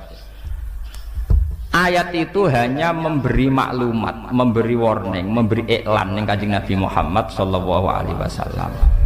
Mat, kowe iku keliru. Arep-arep wong Yahudi masuk Islam. Wong Yahudi dhewe malah arep-arep kowe dadi Yahudi. Dadi maknane ya mung ngono tok niku. Dadi gamane ngene lho. Ana toko cilik meh bangkrut. Sing sitok toko gede. Lah sing toko cilik kepengin arep-arep sing gede bangkrut. Padahal sing gede dhewe kepengine sing cilik lah bangkrut, ganggu wae, paham. Jadi artinya niku walantar itu bukan masalah ideologi, argumentasi ilmiah mboten. Niku masalah-masalah tren, masalah mat kowe wis arep-arep Yahudi masuk Islam piye. Nak mereka iku arep-arep masuk Yahudi. Dadi wis anggap wong liya lho, mat kowe ora usah bakas arep-arep napa? Yahudi. Sampeyan delok maknane mboten niku. Kalau masalah argumentasi ilmiah itu orang Yahudi, Nasrani, Islam sering pada titik temu. Gini ku ila kalimatin sawa. Okay. Jadi sebetulnya ketika Tuhan sudah Tuhan Bapak, Tuhan Ibu, Tuhan Anak itu masih menyisakan pertanyaan. Lalu yang paling hebat siapa? Tentu ada jawabannya. Yang paling hebat ya mestinya Tuhan Bapak. Paham ya? Mulane wonten cerita lucu, kalau ngaji teng Yogya do guyu, Nasrani iku mau wani cerita Tuhan Bapak mbek Tuhan Ibu. Tapi rawani cerita kapan kelone, paham ini ki perlu. Mulane Quran cerita. Anna yakunu lahu waladu walam takul lahu napa sahibah. Anna hale kaya apa lahu kedhe Allah iku waladun duwe anak. To walam takun hale ora ana iku lahu kedhe Allah sapa sahibatun kanca wedok. Kudune nek diceritakno anak kudu diceritakno carane, paham ya? Ya repot. Artinya begini. Pada akhirnya mereka juga meyakini bahwa Tuhan anak pasti tidak urusan begitu. Dan tidak ada urusan genetik yang sempal sing tok anak. Pasti tidak urusan begitu. Jangan-jangan hanya urusan nisbah. Urusan apa? Nisbah. Lah nek ngono hakikate tetap lam jalid walam. Lah ngerti paham ya? Ini ngaji kelas tinggi, paham ya? Sampean bendong, ben ra goblok nemen-nemen, paham gitu. Wah itu tugasnya ulama, itu ben umat ora goblok nemen-nemen. Nak ngati pinter wangel, sementing ora goblok napa nemen-nemen. Paham ya? Mulane Quran oleh nyindir anna yakunu lahu waladu walam takul lahu napa sahibah. Kok iso darani duwe anak? Iku kapan maine kan? Lho iki tenan. Jadi cerita Quran belum betul. Artinya begini, sebetulnya itu ya itu masalah-masalah nisbah. Dan ternyata betul dalam dialek-dialek antar umat beragama mereka juga ngakui itu hanya urusan apa nisbah. Paham ya urusan apa? Nisbah. Ya tapi ngaji ngeten iki lho. Enggak artinya ya kalau kowe atas nama ilmiah kalau terang. Muga-muga sampean paham dan jelas niku ayate sorry, ayatnya jelas sekali. Ayatun sorihah fi bayani tilkal masail al khafiyah niku jelas sekali. Sehingga zaman Nabi ke tenang mawon, Nabi nak ditampung Yahudi ke tenang seneng. Ditampung Nasrani seneng. Mergo dialeke antar umat beragama dialeke ini. Yang Yahudi nak takok melete-melete. Yang Yahudi nyer melirian melete-melete pinter-pinter. Mat khamsun la ya'lamuhunna illa nabiyyun aw rajulun aw rajulan. Mat aku takok 5 hal. Sing roh iku mesti nabi. Nek nabi ra ngarah rahmat utawa 1-2 orang termasuk aku. Wah kanjeng Nabi ku wong umi yo. Arep sene ra rowan, umi ora rowan. Ora tau maca, kanjeng Nabi ora tau maca majalah. Ya ora tau maca buku. Lah anak Nabi maca majalah, maca buku rak duwe referen. Bangunnya garap skripsi. Takokane pertama ngeten. Mat wong nak pertama mlebu swarga iku sarapane apa? Waduh. Terus kedua, Mat. Rajulun yamlikul maghrib wal masyriq. Iku sapa jenenge iki? Bingung meneh. Wes pokoke aneh-aneh. Wah Nabi akhirnya, Nabi undalan malaikat Jibril wis meneng ae. Lah Nabi ini beberapa kali kalau ada orang Yahudi takoki ora tau iso. Tapi beberapa kali langsung dijawab sinten? Jibril. Saking seringe Nabi akhirnya sekepedenan, yo tak jawab. Orang muni insyaallah, paham ora muni napa? Ya, gentenan pangeran sing tersinggung. Nganti pirang-pirang dina malaikat. Oh Yahudi seneng, wah iki Muhammad kalah iki. Biasanya isonan saiki napa? Kalah. Wah kira kanjeng Nabi nangis.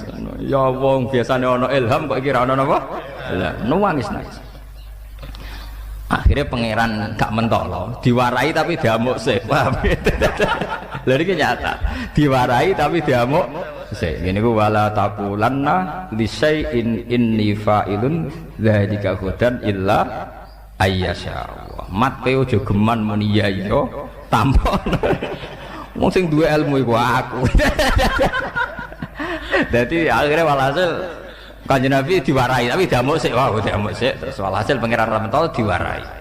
Lah mulai diwarai iki ana surat ayat wa yasalunaka anzil Qornain. Kul sa'atsu alaikum minhu napa dzikra. Oh iya tentang Dzulqarnain iku wong Mesir. Jenenge ngene, terus kejadiane ngene.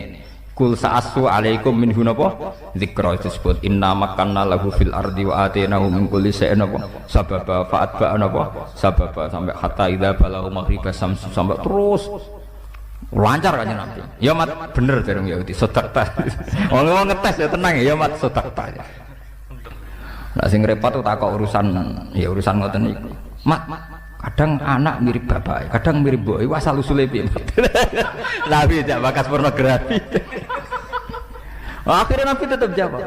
Nak sing semangat sing lanang berarti mirip bapak. Nak semangat sing wedok mirip lho. Mbok. Mulane anggere ana pasangan elek, misale mboke wayu sing lanang elek, aki-aki anak elek, mergo mboke aras-aras.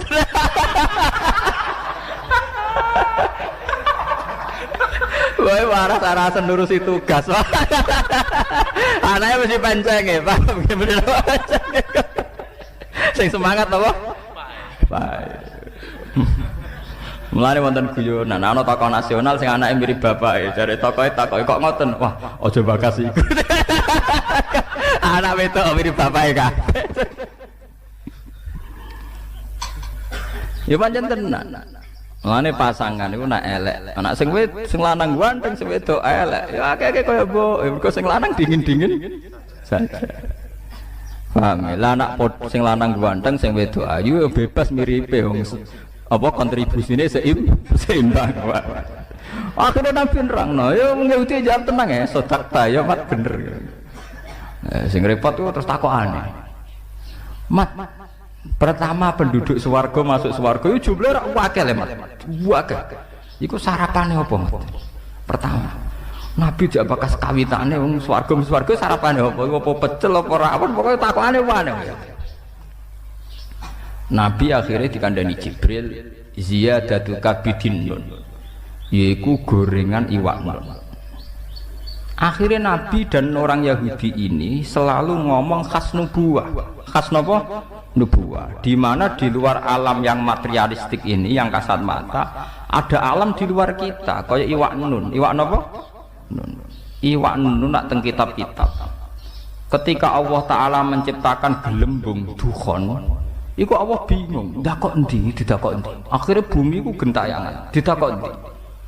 Wal ardu, bumi ini didakok ning gone mak. Bareng didakok ning gone mak tetep golang-goling, dipandai gunung. Lah terus banyu sendiri posisine ning ndi? Akhirnya ning urutan kitab-kitab khas samawi nubuwah disebutno. Wal ardu ala batnil khut, ala batnis sur. Itu terang. Jadi ning gone bumi iki ana sur. Suruh sayangnya buat maknani sapi salam dhewe, mari bingung kan mergo maknani napa? Sapi. Jadi bumi iku ning tanduke sapi, sapi ning banyu, banyu ning gone iwak nun ning gone hawa. Hawa khas-khas nubuwah itu yang tahu hanya orang Yahudi. Termasuk sing diterusno khas nubuwah Kanjeng Nabi Muhammad sallallahu alaihi wasallam disebut nun wal qalami wa ma yasturun. Kita hanya tahu maknane nun iku iwak nun. Iwak nun iku iwak sing gegere dienggo panggonan bumi. Tapi alam materialistik tentu kita bicara kayak yang sekarang, teori Big Bang, planet bumi di sini, planet bumi di sini. Kita tidak pernah menjangkau ilmun sing kayak ala zuhril hud. Nggih, ala zuhril apa? Hud. Sami seperti qaf wal Qur'anil Majid. Ketika Nabi Muhammad tanya, "Ya Allah, qaf niku napa?" Iku jabal. Mulane wong kono nak manane Jabal Kat iku maknane Jabal Qaf. Wilayah Jawa dadi napa? Jabal napa? Kat niku sangka Jabal Qaf. Wilayah Jawa dadi napa? Jabal Kat. Dadi angger aduh anakku minggat botok Jabal Kat maksudnya waduh banget. Paham ya? Ternyata sampean kalau lihat di kitab-kitab kayak di Sawi, di Tafsir Munir itu detail sekali. Jabal Qaf itu induk gunung. Dan semua urat gunung yang ada di dunia itu terkait sama urat yang ada di Jabal Ka'bah. Jadi kalau Allah lewat malaikat kepengen goyang gunung, itu mau nginstruksi ning induke ning Jabal napa? Qaf. Kemudian digoyang, kemudian goyang semua. Dulu orang itu janggal, tapi sekarang orang tidak janggal. Menurut pakar geologi, pakar-pakar vulkanologi, semua gempa di seluruh dunia itu hanya butuh narik satu pemicu. Kalau patahan di Australia gerak ya gerak semua, karena kayak bola sodok sekali disodok sidik. Jadi makanya ini gempa akan terus sampai benar-benar bumi kembali ke semula. Disodok mulai riyen teng Taiwan, kemudian Aceh tsunami, diteruskan ke NTT, terus ke Papua, kemarin ke Pangandaran, terus sekarang di mana itu yang Mentawai. Ya begitu terus. Jadi ternyata itu mirip cerita yang di kitab-kitab. Allah itu gak perlu nginstruksikno gunung terkait, cuma nginstruksikno duit tok. Dadi otote tak diobahno. Niku gunung sak donya. Napa? Obah, karena sistem gempa atau gunung itu sistem terpadu. Kesodok sitok. Nggih kesodok napa? Semua. Nah ini termasuk ilmu-ilmu sing khas nubuwah. Padahal tentu dulu para nabi tidak punya teknologi, tidak punya sains. Punyanya wahyu. Nggih, punyanya napa? Wahyu. Ini perlu kula aturaken. Itu termasuk kontribusi orang Yahudi terhadap Islam.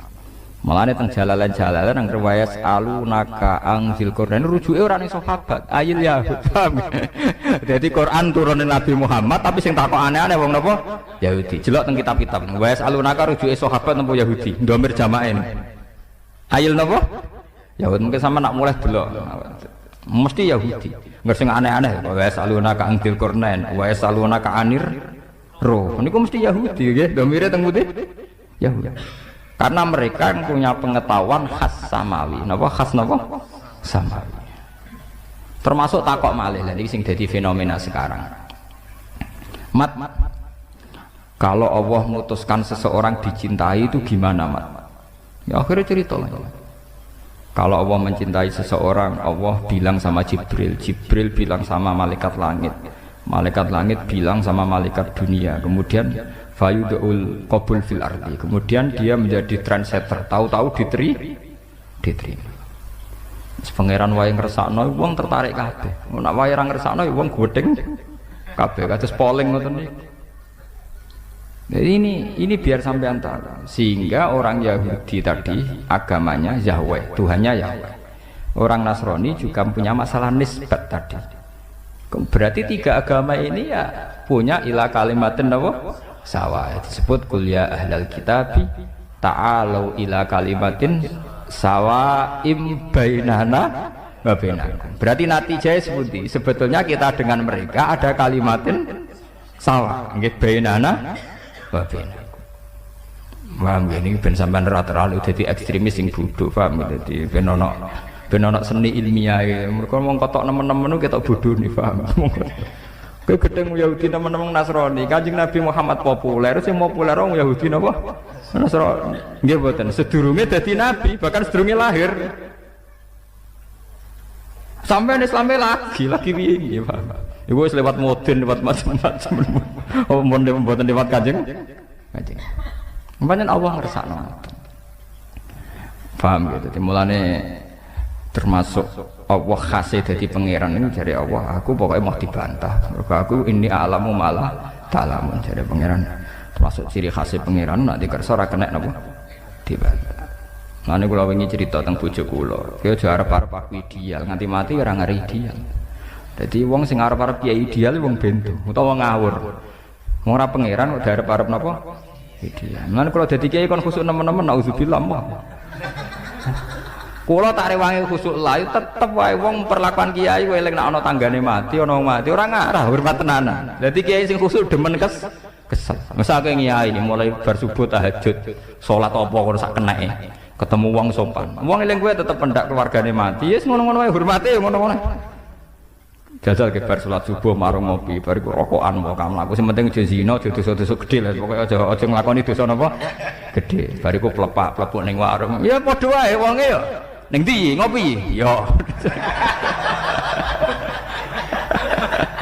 Engko hormate ya padha-padha wae, paham nggih? Mbok ora wong khusuk duwe lho engko wong ya ngono. Padha hormate ya. Pendak keluargane mati eling sam. Ya, orang Arab kok wangi khusuk terus kula derek jenengan yai dunya akhirat derek jenengan nggih derek tahajud nggih derek wiridan nggih derek kapian ra ngarah tetep ge tontonan paham dadi rugi napa rugi khusuk nemen-nemen rugi walhasil rugi mau nang ngandel kula mana kaya kula bae nyai teng mriki terus wong ndak do sowan kula mboten kula ngerti kadar senenge wong ulama mesti pira mbok ditenani rugi mau nang ngandel kula bisa dikilani, paham ya? Mau ngandel kula. Ngeten. Kula cerita tentang bojo kula. Pangeran mbok kersane piye ra ono sing roh. Sing jelas iku nek pangeran niku ndarani halal ya halal terus wong pangeran sing duwe donya.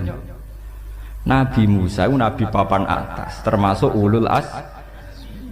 Lha iku uripe mangane di rumah Firaun. Di rumah sinten? Firaun. Nabi Ibrahim nabi papan atas, termasuk Abul Anbiya. Duwe bapak kafir jenenge Azar. Lho ngono kok nurun ning Nabi Muhammad.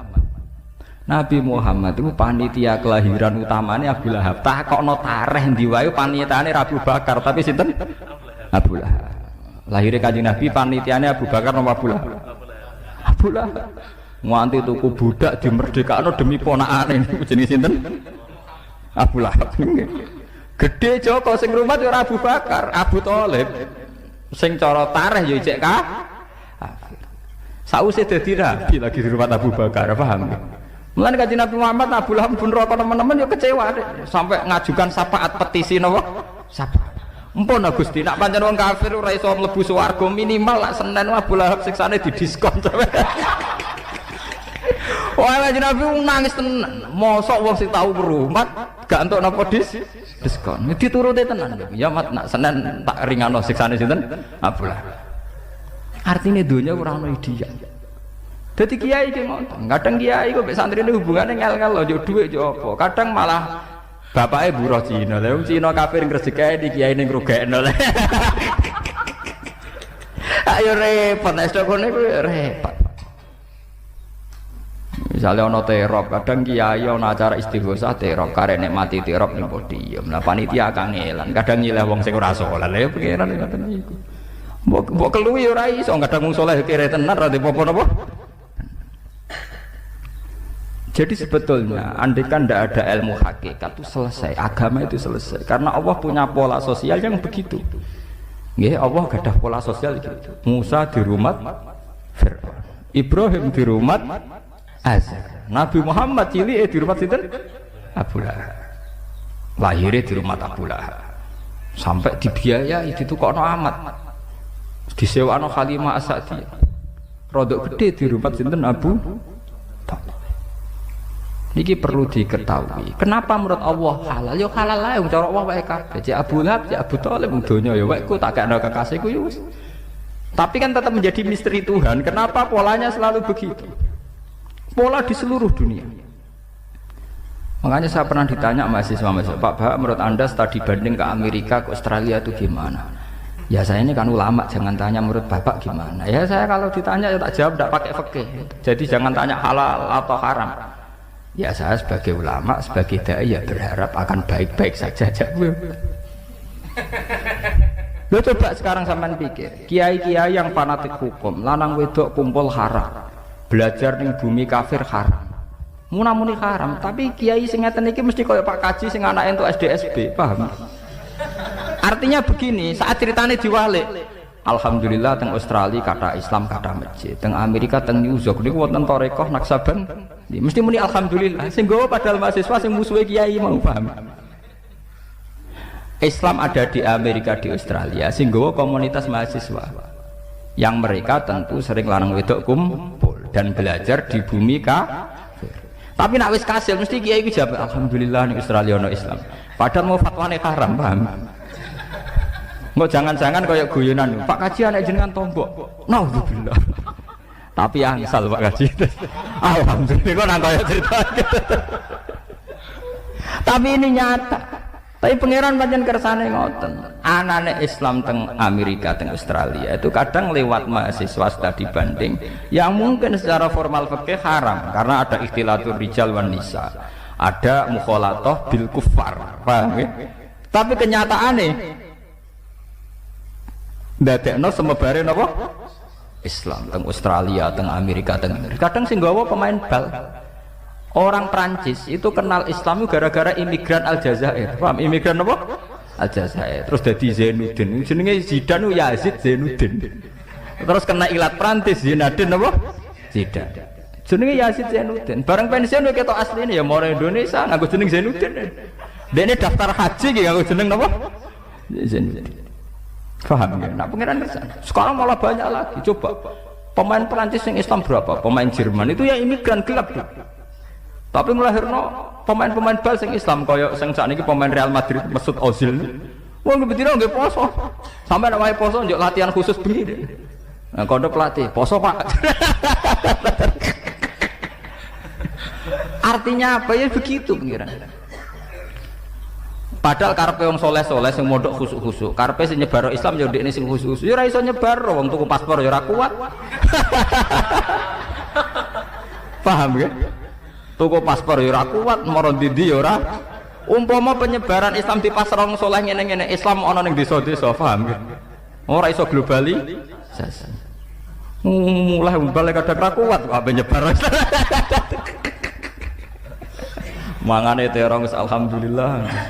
Piye karepe? Itu pangeran ngoten kersane.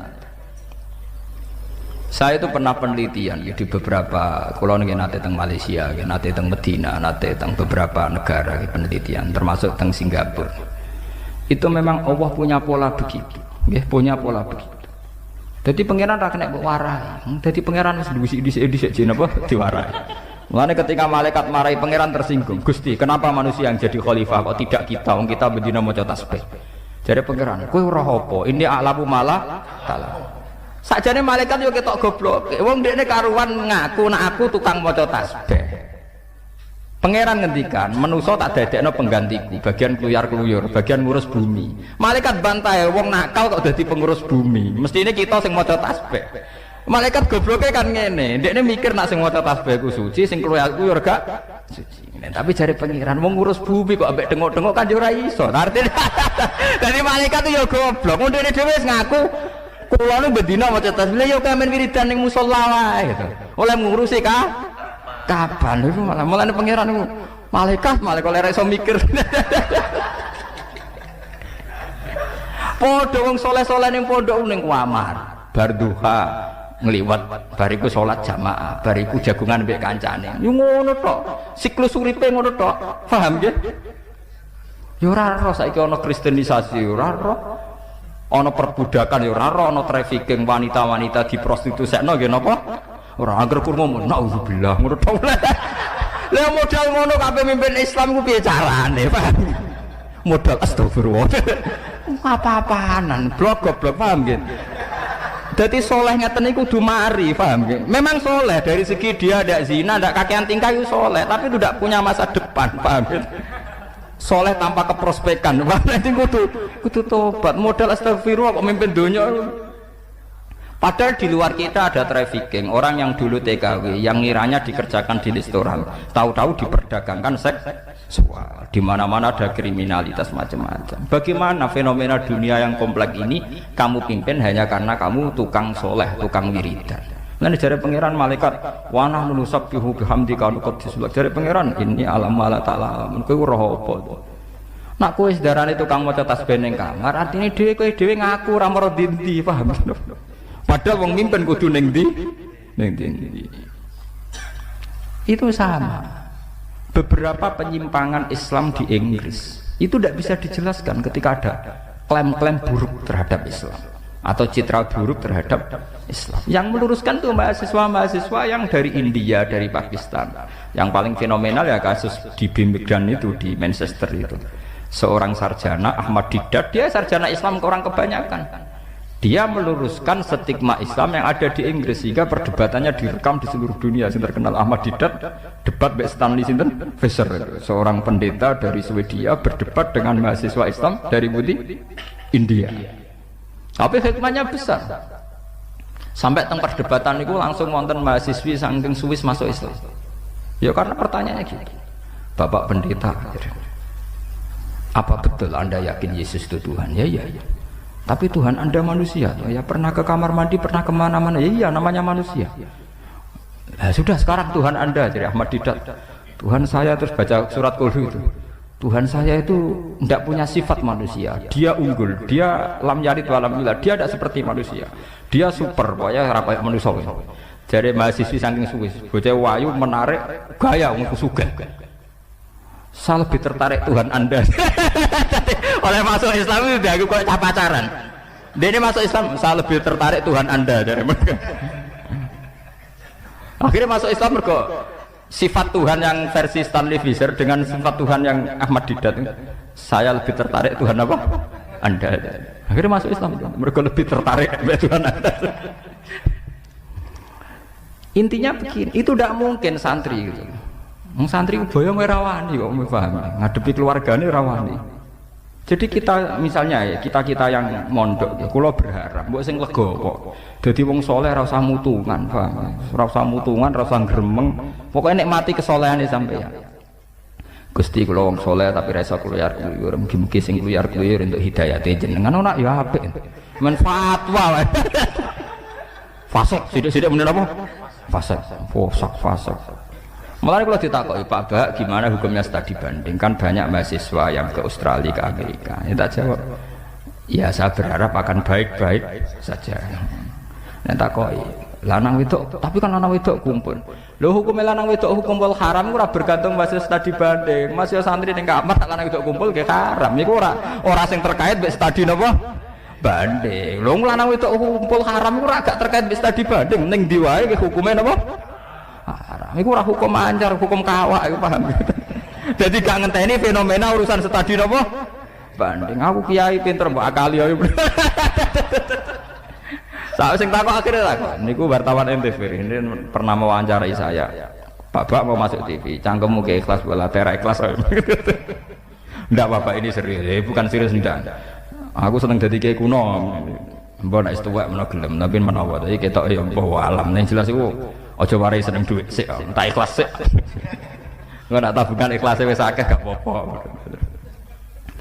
Ya saya kan banyak teman-teman wartawan nanti ya biasa ngaji sama saya atas nama dia tidak alim, tapi atas nama dia wartawan mungkin lebih kaya, lebih punya jaringan. Tapi kan saya juga tidak tipikal kiai yang mudah terjebak popularitas. Alhamdulillah dididik bapak guru dididik ikhlas.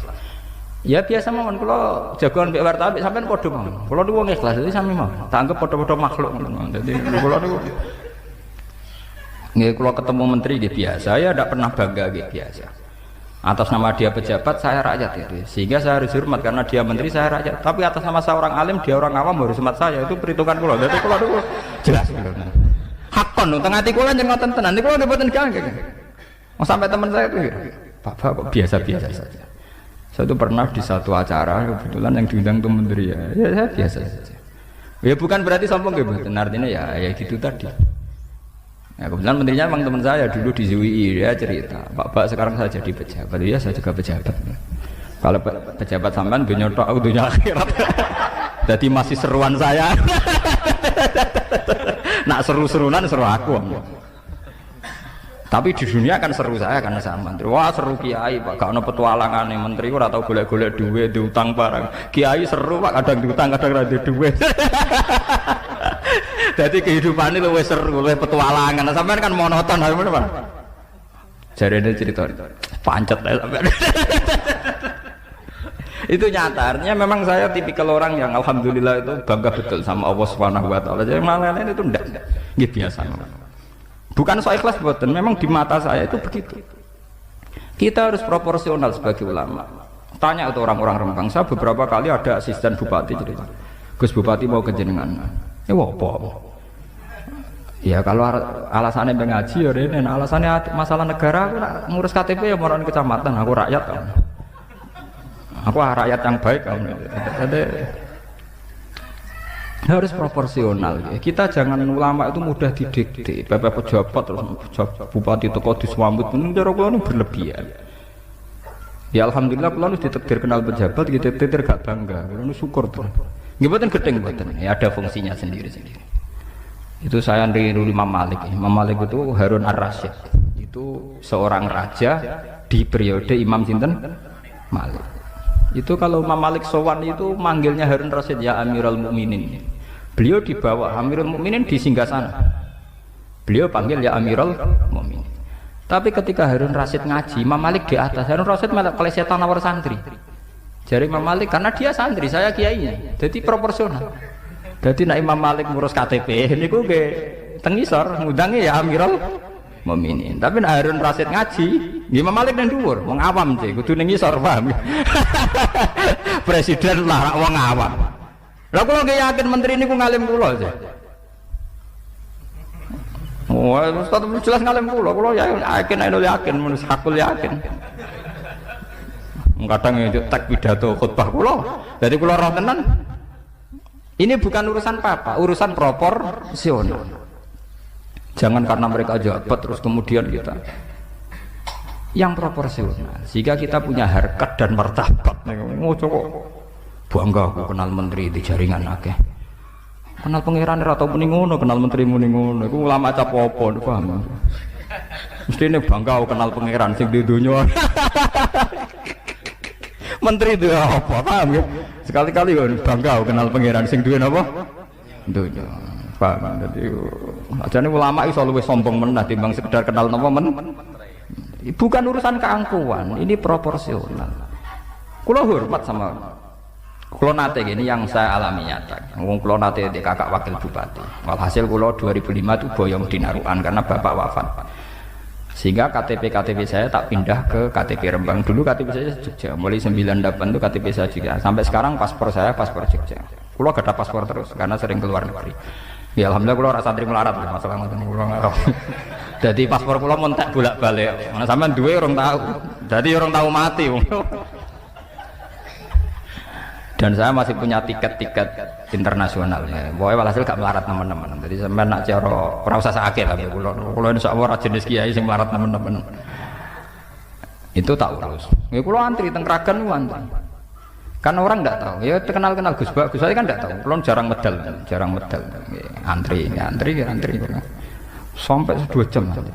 Sudah gitu kata pegawainya, ini namanya siapa? Ya saya bilang ya, saya punya fotoan kopi tak kasihkan. Nak nerangno kesepan. Terus ditanya, ini jadi paling cepat 2 bulan. Ya kalau prosedurnya 2 bulan ya 2 bulan toh Pak. Tak tunggu 2 bulan. Ya ini sini lagi ya. Mau langsung loh, nggak santai mau kalau proposal. Itu petinggi saya itu cerita, Gus masuk jenengan ngurus KTP ngoten. Kondok kula sedina dadi. Gak aku rakyat yang baik. Niku saking gedune pegawai kecamatan gang seminggu diterot. Gus kok mboten sanjang nak niku jenengan. Diterot keton. Getune iku ngormati kula wong alim, ngormati kula kakak kula nate wakil bupati kan ora jelas. Carane hormat dekne ya ora jelas. Dadi kula mboten Pak, kula niku nggih standar-standar mawon sing umum-umum. Nek 2 wulan kira kula mboten KTP 2 wulan ora apa-apa Pak Amnen. Wong kula niku ulama, maksudnya ulama iku KTP-ne sitok. Warga negarane Allah yaiku kawulane Allah. Kula niku pira-pira ulama ngakoni hukum dunia gelem duwe napa? KTP. Sajane perasaan kula nggih hidup di negeri Tuhan. Hidup napa? Dadi KTP kula cukup Abdullah wonten mawon. Ya Abdullah bin napa? Abdullah. Ini penting kula aturaken. Sekarang tuh agama menjadi tidak proporsional karena berdasar hukum negara. Ini kula cerita nggih, cerita tahadus bin nikmat nggih. Saya hari Kamis kemarin tuh rapat sama mas saya Sarang. Ini biar sampean di perhitungan. Rapat itu ya setengah debat kusir karena ini masalah sensitif. Sekarang banyak sekolah tinggi Islam dan itu pasti dari madrasah aliyah negeri atau dari SMU atau dari mana saja. Kemudian atas nama itu dilembagakan namanya sekolah tinggi Islam, tamatannya menjadi sarjana apa? Islam. Dan karena dia resmi maka punya otoritas ngomong tentang keislaman. Entah itu urusan tolak, urusan nikah, urusan negara dan sebagainya. Pertanyaannya adalah, betulkah mereka benar-benar kapabel menyandang gelar sarjana Islam saat ada isu-isu yang sensitif, misalnya mut'ah, teroris, jihad dan sebagainya. apa tidak sebaiknya pondok pesantren bikin sekolah tinggi sehingga yang benar-benar sarjana Islam macam wong alim tenan, roh faron lah kemana, roh napa? Faron kemana. Tapi resikonya pondok nek wis sekolah tinggi biasanya kan terus bid'ah. Biasanya napa? Bid'ah. Sing dhisik ikhlas saiki golek ijazah. Sing dhisik ikhlas kepen dadi mudin, dadi imam musala saiki penyalak. Biasanya kan trennya kan ada ijazah kan. Akhirnya kan debat kusir. Ya fa minhum setuju, wa minhum ya ora napa? Setuju. Lah kula kan sing repot. Wong nek delok penampilan kula mesti darani iki salah, penggawean kula keluyuran saenake dhewe. Tapi kan wong ya delok kula kerjane Yogya ning kampus, berarti ya potongane modern. Lah kula takoki. Nah, cara Gus Bak sepundi? Nah, cara aku ya ora roh, pancen fenomenane padha ngono ning ben kok. Memang itu repot. Saya kemarin di Jogja juga rapat itu. Beberapa dosen IAIN UIN yang sekarang itu juga merisaukan itu. Misalnya sekarang sarjana Islam, pakar waris atau pakar apa. Trennya kan setadi banding tadi. Jadi yang diperbandingkan sebetulnya bukan hukum Islam, analis Islam. Napa analis Islam? Misalnya Islam di mata McGill begini, Islam di mata Inggris begini, Islam di mata begini. Sehingga sekarang tuh repot, ngadepi fenomena sekarang tuh repot. Santri juga harus ikut kompetisi ini, kalau enggak bahaya sekali. Mau dibawa kemana agama ini? Karena nanti temanya mesti beda. Misalnya ini contoh nyata, menyangkut nikah. Nikah itu kalau walinya sudah jarak marhalaten, itu misalnya boleh wali hakim. Di mu'in hakim boleh dilimpahkan lagi ke muhakam. Muhakam terserah dua belah pihak. Akhirnya di Jogja, ini cerita Jogja saja, itu banyak mahasiswa sing pacaran ekstrim. Nak zina wedi wong ambu santri. Ora zina kudu ra kuat.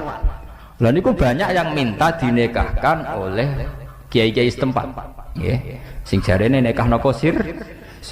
Fenomena itu mengilhami tokoh-tokoh Jogja yang pejabat. Wah nak ngono kilakan anak tenan, aku wis sirri kriminal apa dihukum.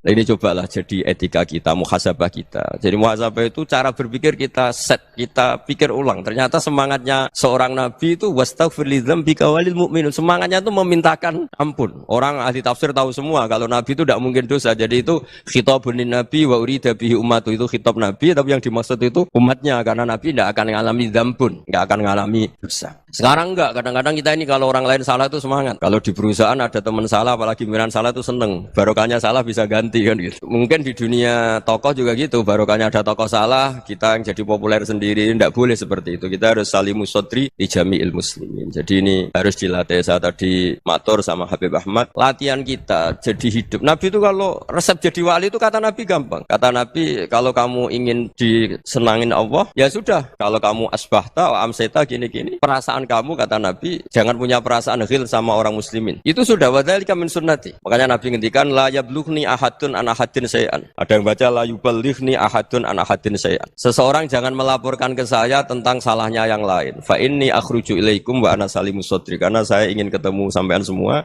dalam keadaan salimus sadri, tidak punya perasaan apa-apa.